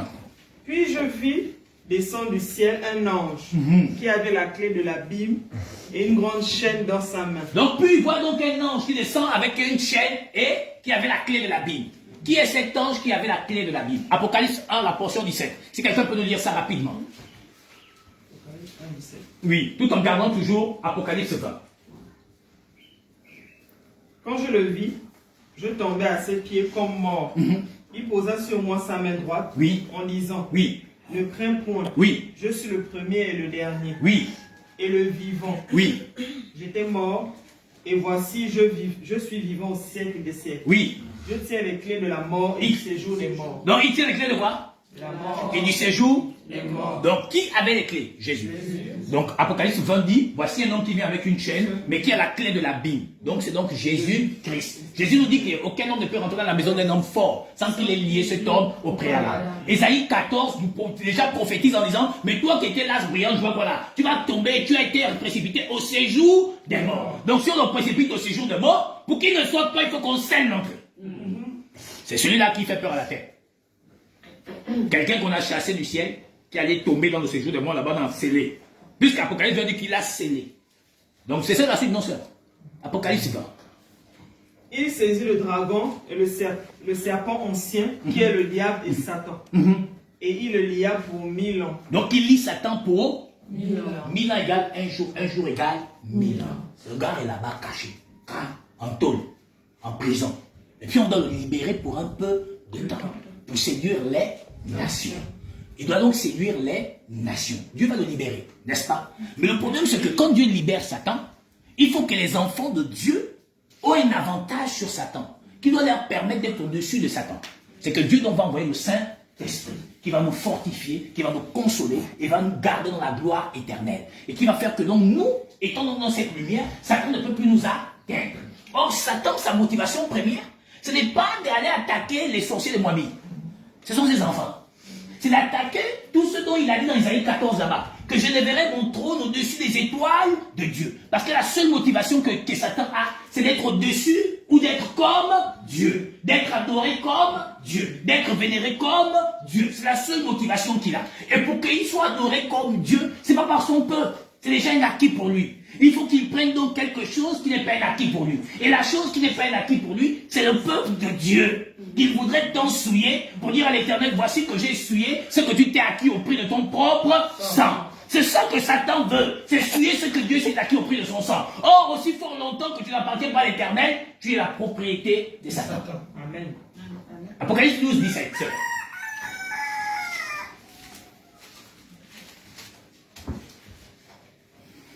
Et le dragon ancien fut irrité contre la femme. Et il s'en alla faire la guerre. À qui? Au reste de sa postérité. Oui. À ceux qui gardent les commandements de Dieu et qui ont le témoignage de Jésus. Est-ce qu'il y a quelqu'un qui ne fume plus à le témoignage de Dieu? De Jésus-Christ.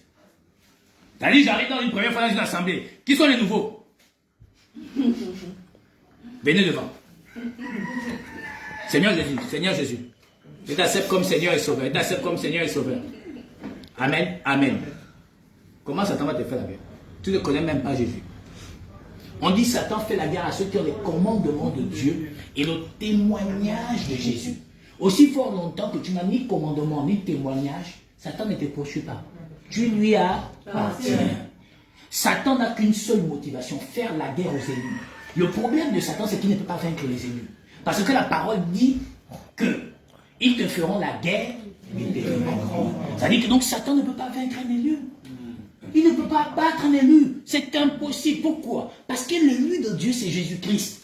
Donc comment Jésus-Christ qui a vaincu le monde pourrait-il être abattu par Satan? C'est quasiment impossible. Mais le problème, c'est qu'en ce temps où Satan doit séduire les nations, quelque chose doit préserver les chrétiens et doit nous distinguer du monde.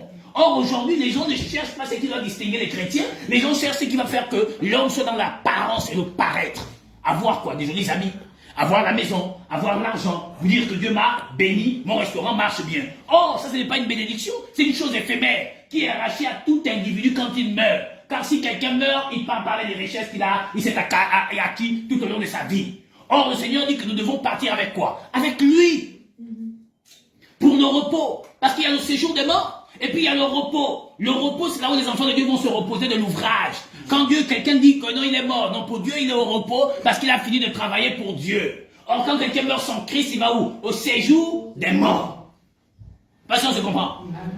Voyez-vous? Or, Apocalypse 3.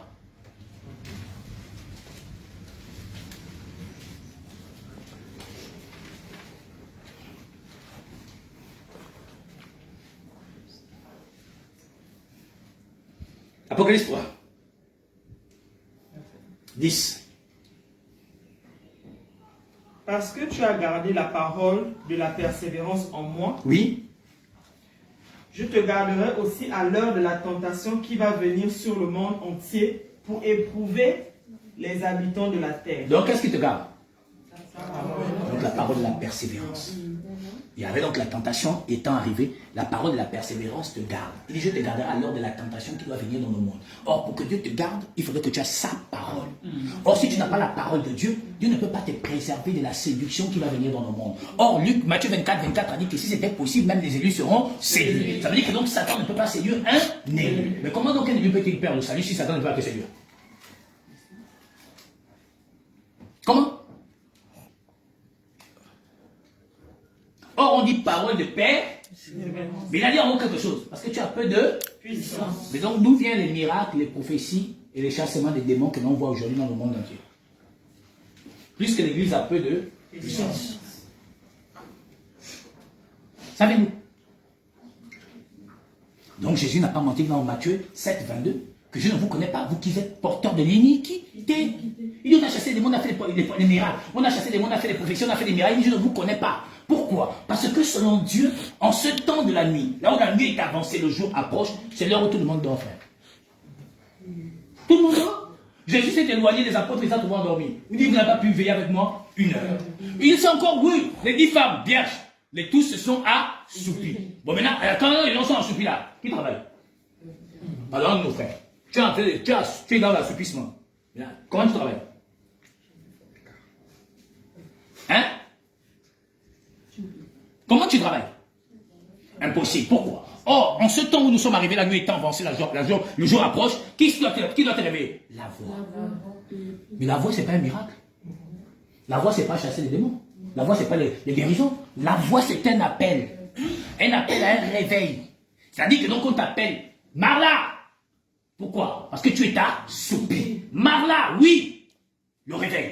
Réveille-toi. Toi qui dors d'entre les morts. Christ éclairera. Or, Christ est en train d'arriver pour éclairer ceux qui se sont réveillés d'entre les morts. Maintenant, si Christ donc t'appelle, finalement, quel miracle on doit faire? Or, la parole nous annonce depuis longtemps dans Malachie, on dit, celui-là est la voix de celui qui crie dans le désert pour préparer mon chemin. Donc, Jean était donc la voix qui disait, réveillez-vous, le gars arrive, n'est-ce pas? Mais Malachie 4:6 nous dit encore plus tard quoi? Il ramènera le cœur des pères, le cœur des enfants au Père. Donc, réveiller à la fois apostolique. Or, la voix qui réveille la personne endormie est le Saint-Esprit. Il dit, j'ai d'autres brebis qui ne sont pas des êtres bergers. Ils entendront quoi? Ma voix. Il n'a pas dit, ils entendront, verront des miracles, des guérisons, non. Il a dit, ils entendront ma voix. Est-ce que c'est ce que nous attendons aujourd'hui? Dites-moi alors où est Satan est fort. Quelqu'un qui est assujetti. Quelqu'un qui est là parce que Dieu a dit que tu es là parce que je dois montrer ma puissance. Comment il a un pouvoir de décider de ta vie? Daniel 4.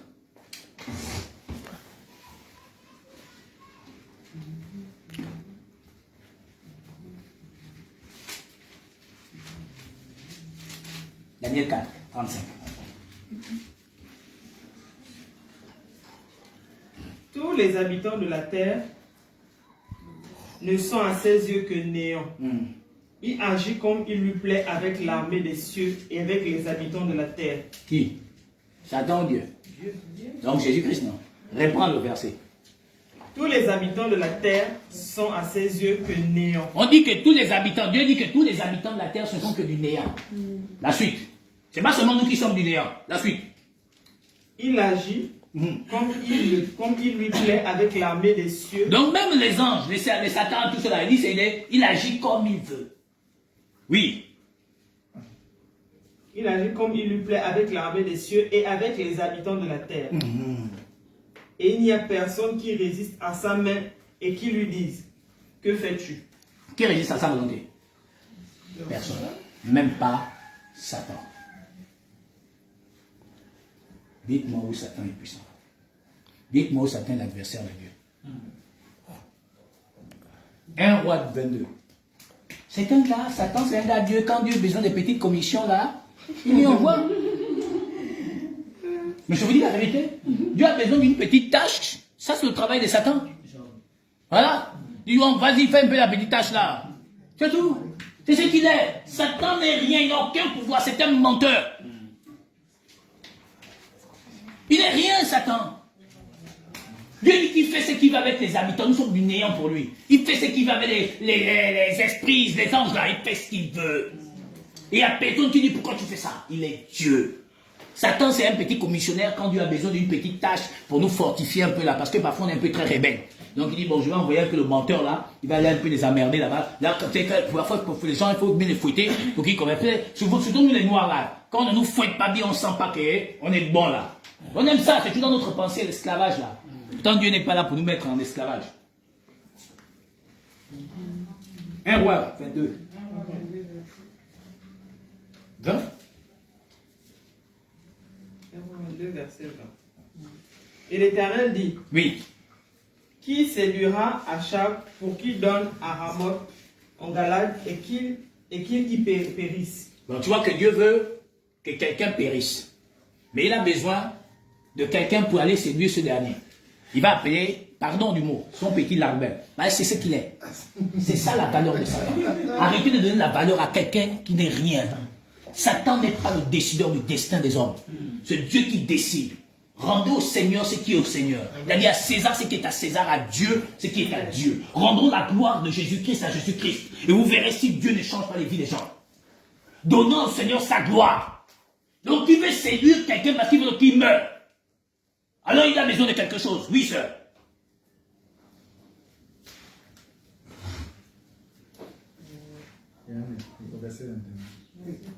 Et un esprit vint se présenter devant l'Éternel, lui dit, moi je le séduirai. L'Éternel lui dit, comment? Qui vient se présenter devant le Seigneur? Un esprit. Oui, continue. Je sortirai, répondit-il, et je serai un esprit de mensonge. Il serait quoi?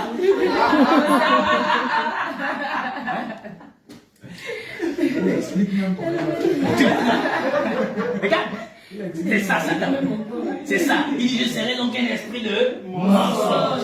Mais c'est ça, c'est ton travail. Ils vous ont tous menti. Que quelqu'un bloque ton mariage, quelqu'un bloque tes enfants, quelqu'un bloque ton succès, quelqu'un bloque ta réussite. C'est le mensonge. Il n'y a personne sur la terre qui soit à même de stopper le destin des enfants de Dieu. Dieu dit, il veille pour exécuter sa parole. Voilà que Dieu veut te faire tuer, c'est qu'il acharne, non? Maintenant, le gars, il dit, bon, comment il veut faire? Et puis le gars se plaint, il dit que, oh, me voici. Il dit, mais moi, je suis là, envoie-moi. Je vais aller faire la mission. C'est ça son travail. Il dit, laisse-moi, je vais aller. Il dit, comment tu vas faire? Et puis, il dit, c'est moi-même le type. Il dit, bon, dis-moi, comment tu vas faire? Oui, sœur. Réponds là où il dit, comment tu vas faire? Je sortirai, répondit-il, et je serai un esprit de mensonge dans la bouche de tous ces prophètes. Ah, donc, il était donc aussi entouré des prophètes. Mais Dieu, comme il veut faire tuer le type, Satan dit que je serai donc le menteur dans la bouche de tous les prophètes. Les prophètes des miracles, les prophètes des saisons, les prophètes de la traversée, les prophètes des combats spirituels, les prophètes d'arracher, les prophètes que si tu touches ma main, tu vas devenir quelque chose dans le monde. Le prophète que même... Eh Dieu là-bas, c'est des bandits ces gens-là. Il dit les prophètes, il dit donc je serai là donc le menteur dans la bouche de tous les prophètes. Oui, sœur. L'Éternel dit, oui. Tu le séduiras et tu en viendras à bout, sors et fais ainsi. Et maintenant, voici l'Éternel a mis un esprit de mensonge dans la bouche de tous tes prophètes qui sont là. Pardon, réponds au passage, pour qu'on comprenne bien. Et maintenant, Satan dit, je vais le séduire par le mensonge. Mais pour que cela se manifeste, il faut maintenant que Dieu permette. Pour que vous compreniez que Satan n'est pas puissant.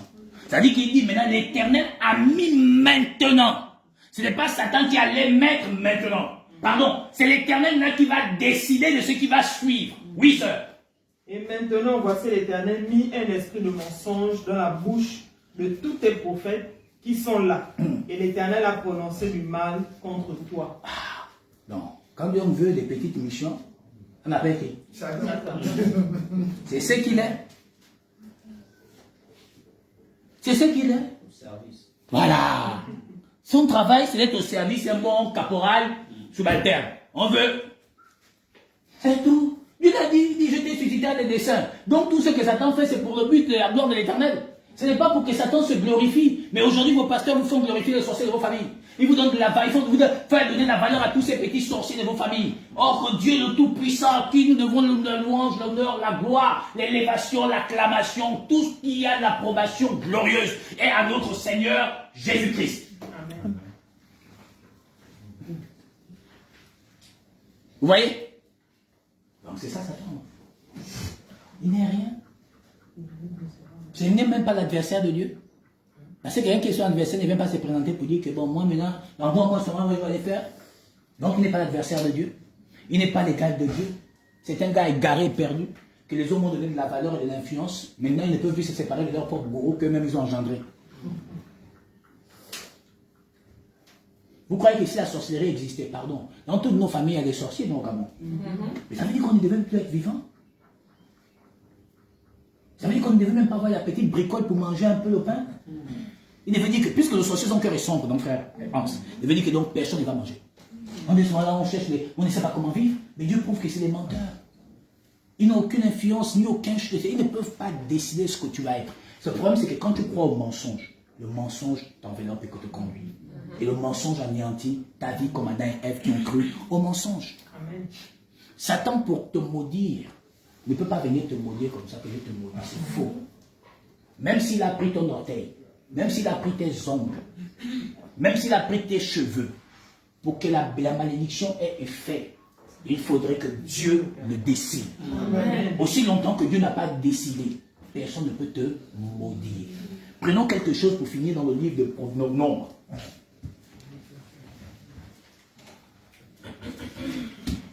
Nombre 23, 8, 9. Prends à partir de la portion 7. Après, tu prends Job 2, 3 à 7.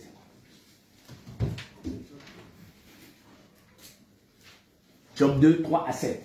Prends d'abord Nombre 23, 7, 8, 9.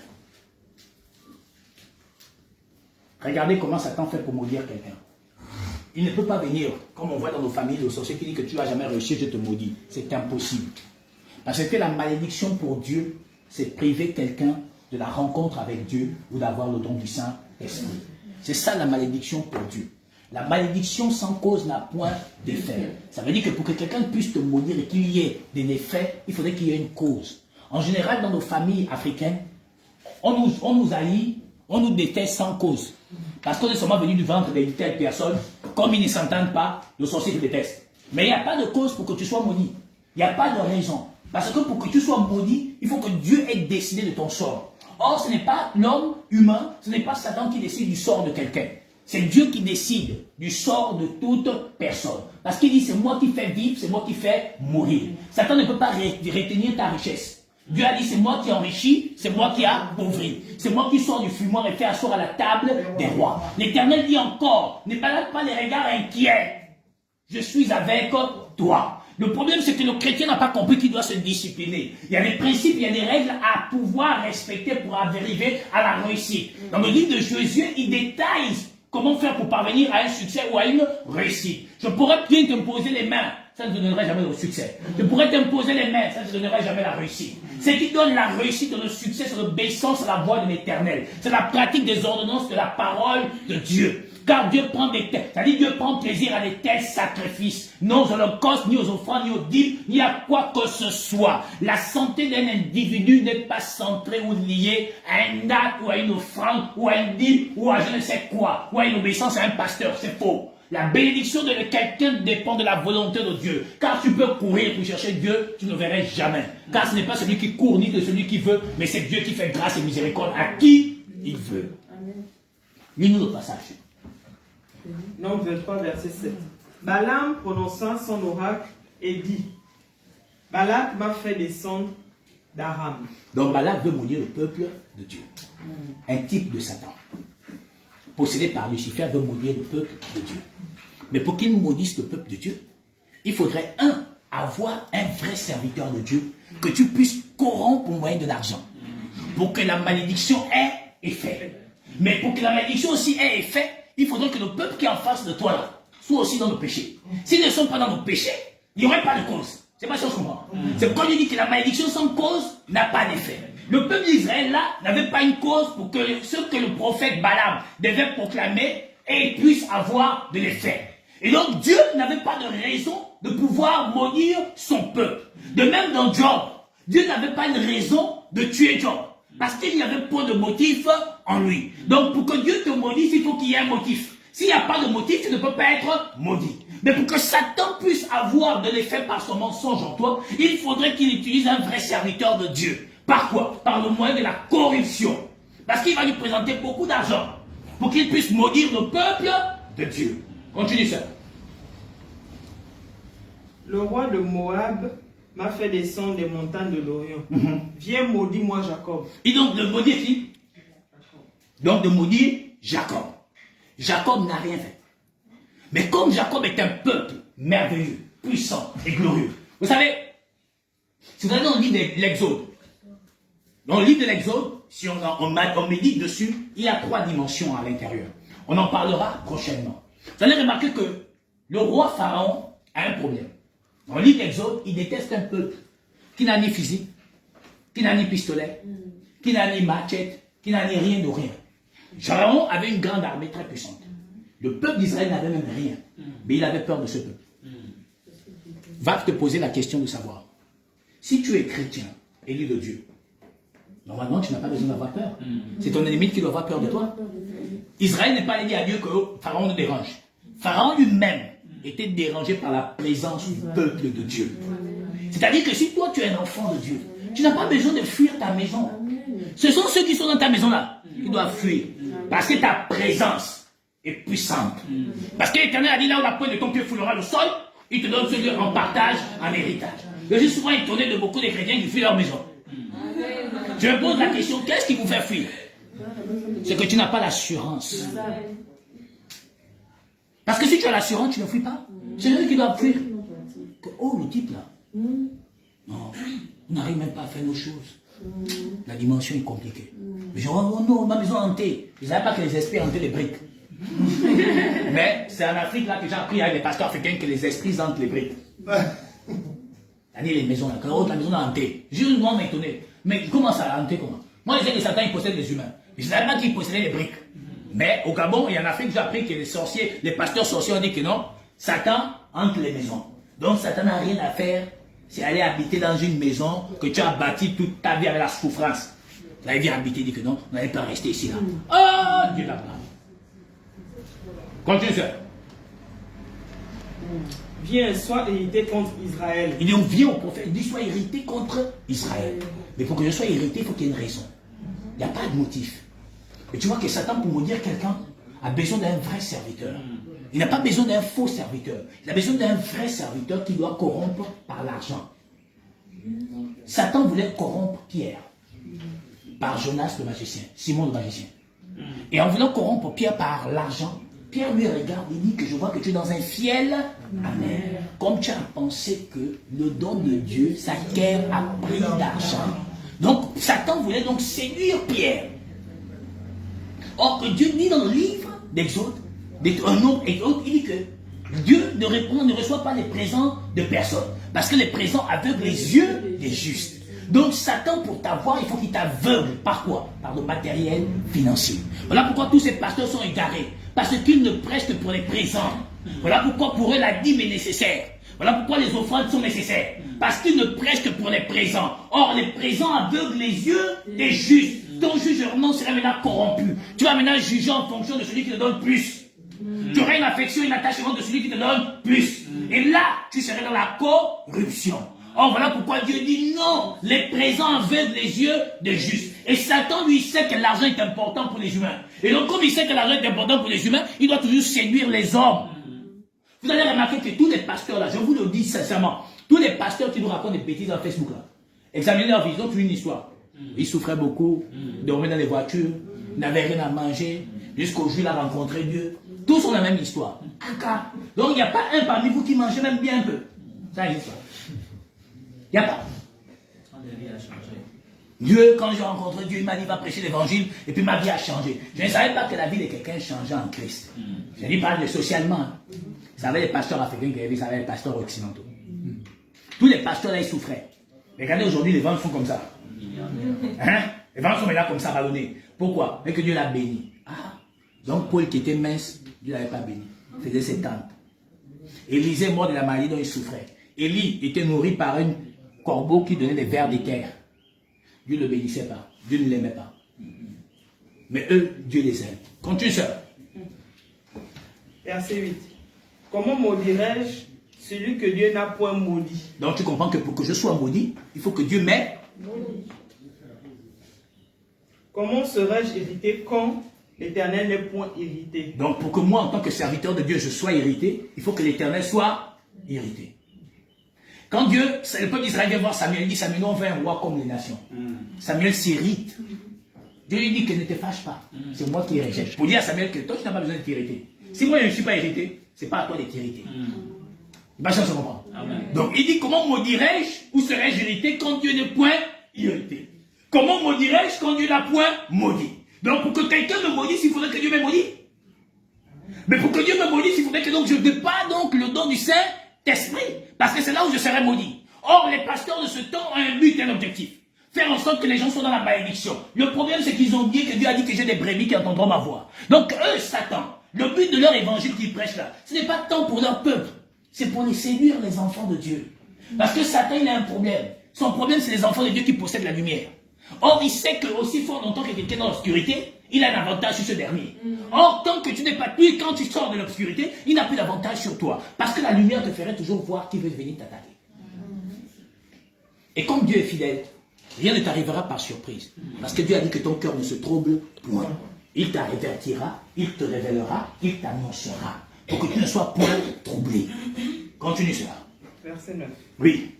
Je le vois du sommet des rochers. Là, il définit maintenant ce peuple. Il dit, je les vois du sommet du rocher. Je le contemple du haut des collines. Il dit, je le contemple du haut des collines. C'est un peuple qui a sa demeure à part. Il dit, c'est un peuple qui a sa demeure, les mis à part. C'est-à-dire, donc, nous sommes les descendants de Jacob. On est donc des mis à part. Il dit, si vous étiez du monde, le monde est ce qui est à lui. Parce que je vous ai choisi du milieu du monde, voilà pourquoi le monde vous est. Donc, on est des mis à part. Et donc, si quelqu'un est un mis à part, comment Satan peut-il le maudire? Il dit, je les contemple. Il dit, non, c'est un peuple qui a ça, c'est des mis à part. Oui, sœur. Et qui ne fait point partie des nations. Qui ne font fin quoi? Partie des nations. Ça veut dire que frère Joël, on ne fait pas partie des nations. Maintenant, comment on peut me maudire? Puisque je ne fais pas partie de la création humaine. Pourquoi on me maudit si on m'aimerait sur la lecture humaine? C'est qu'il faudrait que je sois humain. Parce que celui qui est maudit, c'est ce que Genèse 3,14 a dit, tu mangeras la poussière tous les jours de ta vie. Mais moi, je ne suis pas de la poussière pour que Satan puisse me manger. Moi, je suis de la côte du Seigneur. Quand on aperçoit de côté, l'eau et le sang est sorti. La parole et l'esprit ne font que un. Maintenant, comment tu peux me maudire? Puisque je ne fais pas partie de la terre. C'est-à-dire que je ne fais pas partie des nations. Je n'ai pas donc été tiré de la terre. Car à tous ceux qui l'ont reçu, à tous ceux qui croient en son nom, il a donné le pouvoir de devenir enfants, lesquels sont les dits du sang, ni de la chair, ni de la volonté de l'homme. Puisque je ne suis pas né de manière charnelle, frère. Comment tu peux me maudire le céleste à moi? Moi, je suis céleste. Comment tu me maudis? Reprends le passage et puis on finit ça.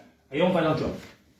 Je le vois du sommet des rochers. Oui. Et je le contemple du haut des collines. Oui. C'est un peuple qui a sa demeure à part et qui ne fait point partie des nations. Donc, sœur, donc Dieu ne fait pas partie du monde. Maintenant, comment on peut me maudire? C'est-à-dire, comment on peut te maudire? Comment? Donc, comment on peut te priver de la réussite? Comment on peut te priver du succès? Comment on peut te priver de la gloire? Le problème, c'est que nous ne sommes pas bien enseignés. Quand même nous sommes bien enseignés, on n'est pas obéissants.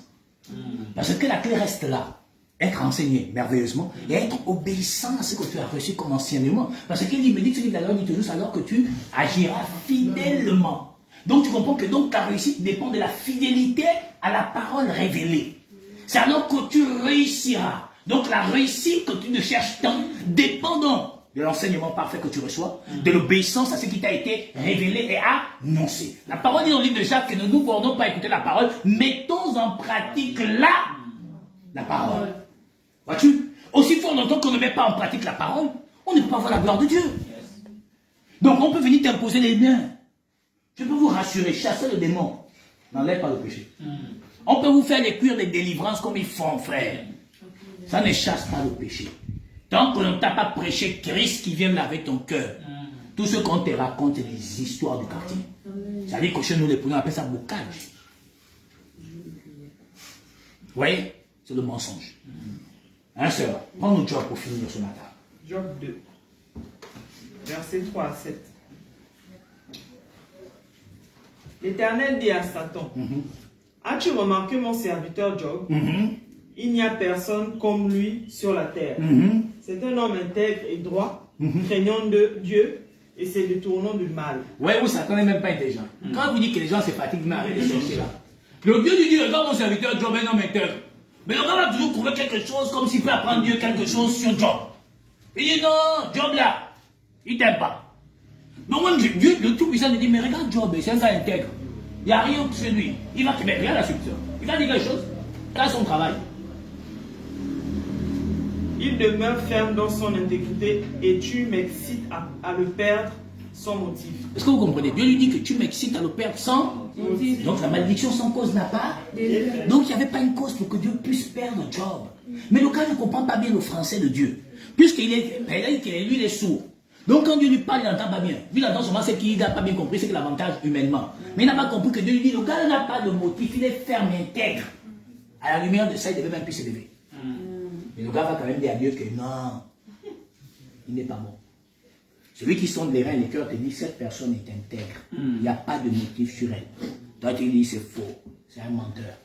Mais Dieu va te confondre. Donc, nombreux ne savent pas que Dieu finit par leur confondre. À cause de quoi? Du faux témoignage, du faux langage. Faisons attention. Chambre et Chambette se sont levés contre Moïse et puis Dieu les a confondus. Ne murmurons pas. Serons des véritables enfants de Dieu. Oui, sœur, termine. Verset 4. Oui. Et Satan répondit à l'Éternel. C'est là la réponse. Peau pour peau. Ah, écoutez, je voulais vous amener à ce passage. Il dit quoi? Peau pour peau. Oui. Tout ce que possède un homme, il le donne pour sa vie. Vous comprenez ce qu'il dit, frère Franck? Il dit peau pour peau. Donc tu vois que Satan n'est pas bête, frère Joël, frère Hans, frère Abré. Satan n'est pas bête. Il dit peau pour peau. Tout ce qu'un homme a, il le donne pour sa vie. C'est-à-dire que donc Satan s'est assis, il a observé l'homme charnel. Et il sait que l'homme, quand il a un avantage, il est prêt à donner sa vie pour garder l'avantage. Et ce qu'il dit à Dieu, il dit peau pour peau. Tout ce qu'un homme a, il est prêt à sacrifier tout ce qu'il a pour toujours être avec ce qu'il aime. Or, la différence des enfants de Dieu, c'est que la seule chose que nous aimons, c'est Jésus-Christ. Il n'y a rien de charnel que nous aimons. On est attaché à rien. Donc Dieu peut prendre ça aujourd'hui, on s'en fout. Mais là, quand Dieu a pris et puis tu ne t'en fous pas, c'est que donc c'était là où il était ton cœur.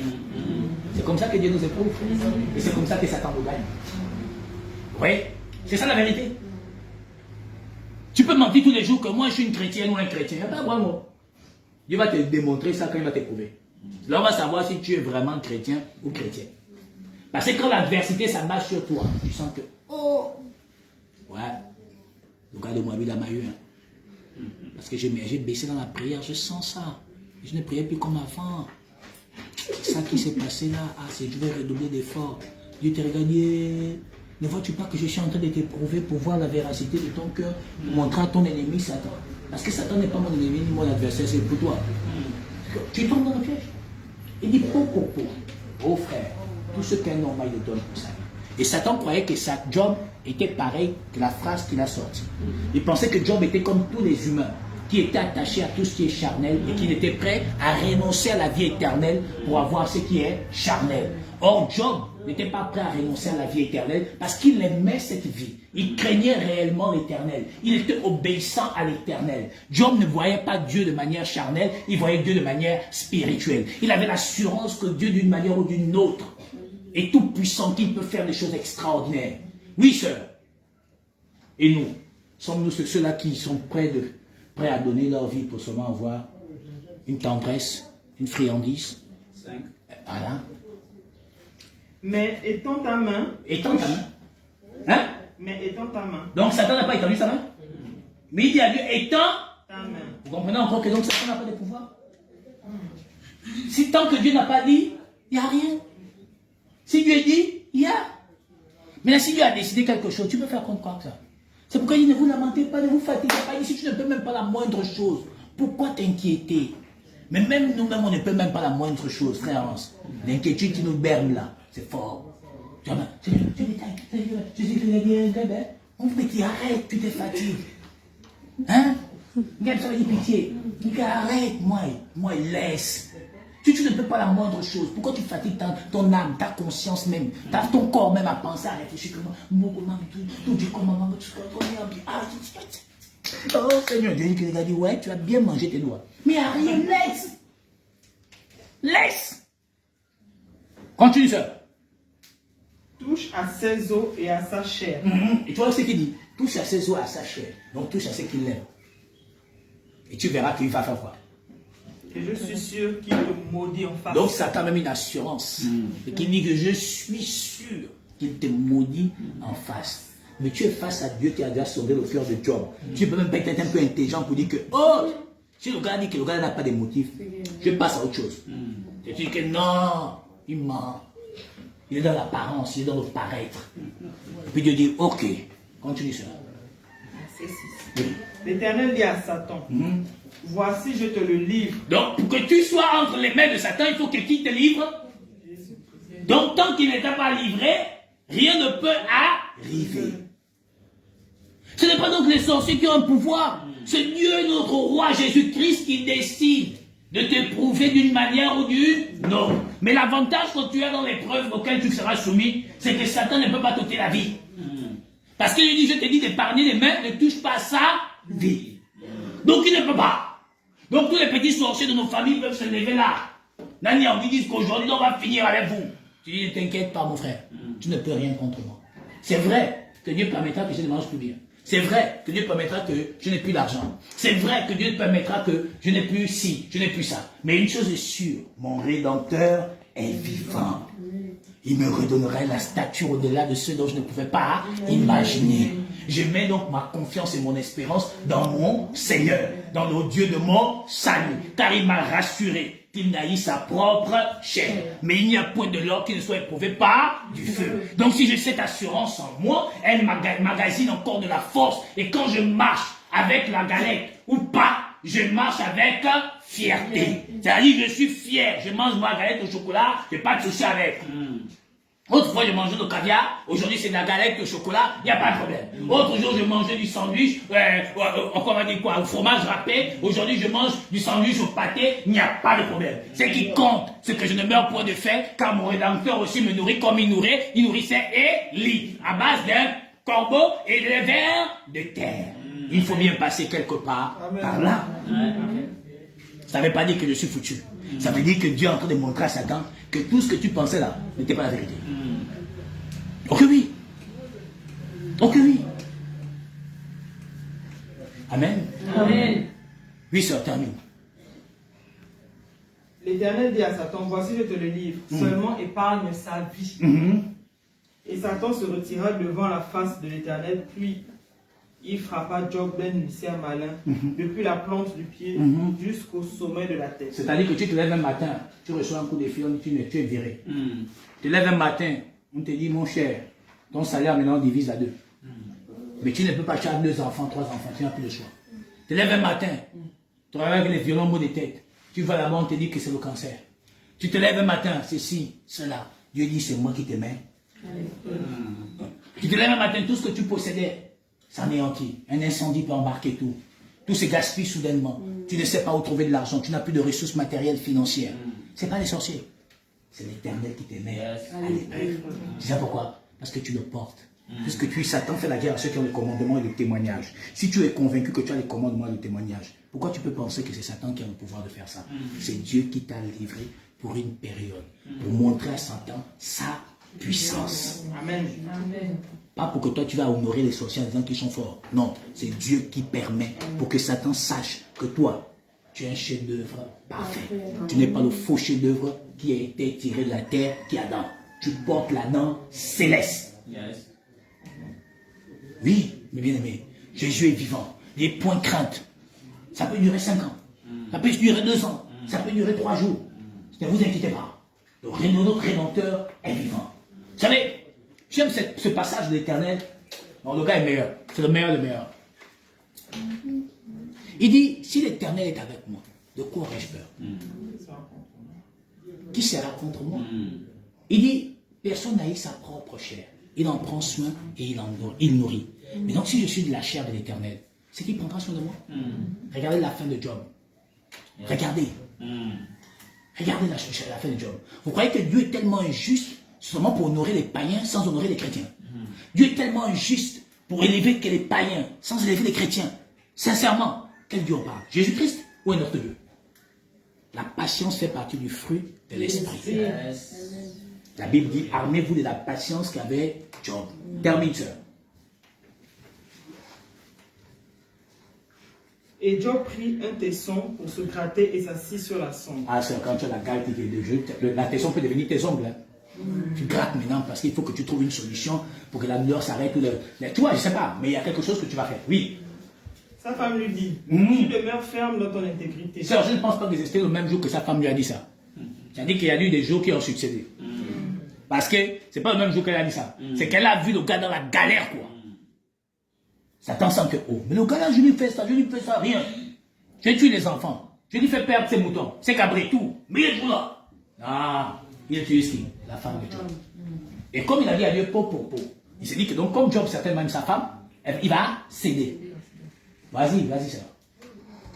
Tu demeures ferme dans ton intégrité. La femme lui dit que non, voilà, tu demeures ferme malgré la galère. Tu es fou. Abandonne ça. Alors, tu vas t'initier. Oh, c'est quand il doit savoir comment souffrir.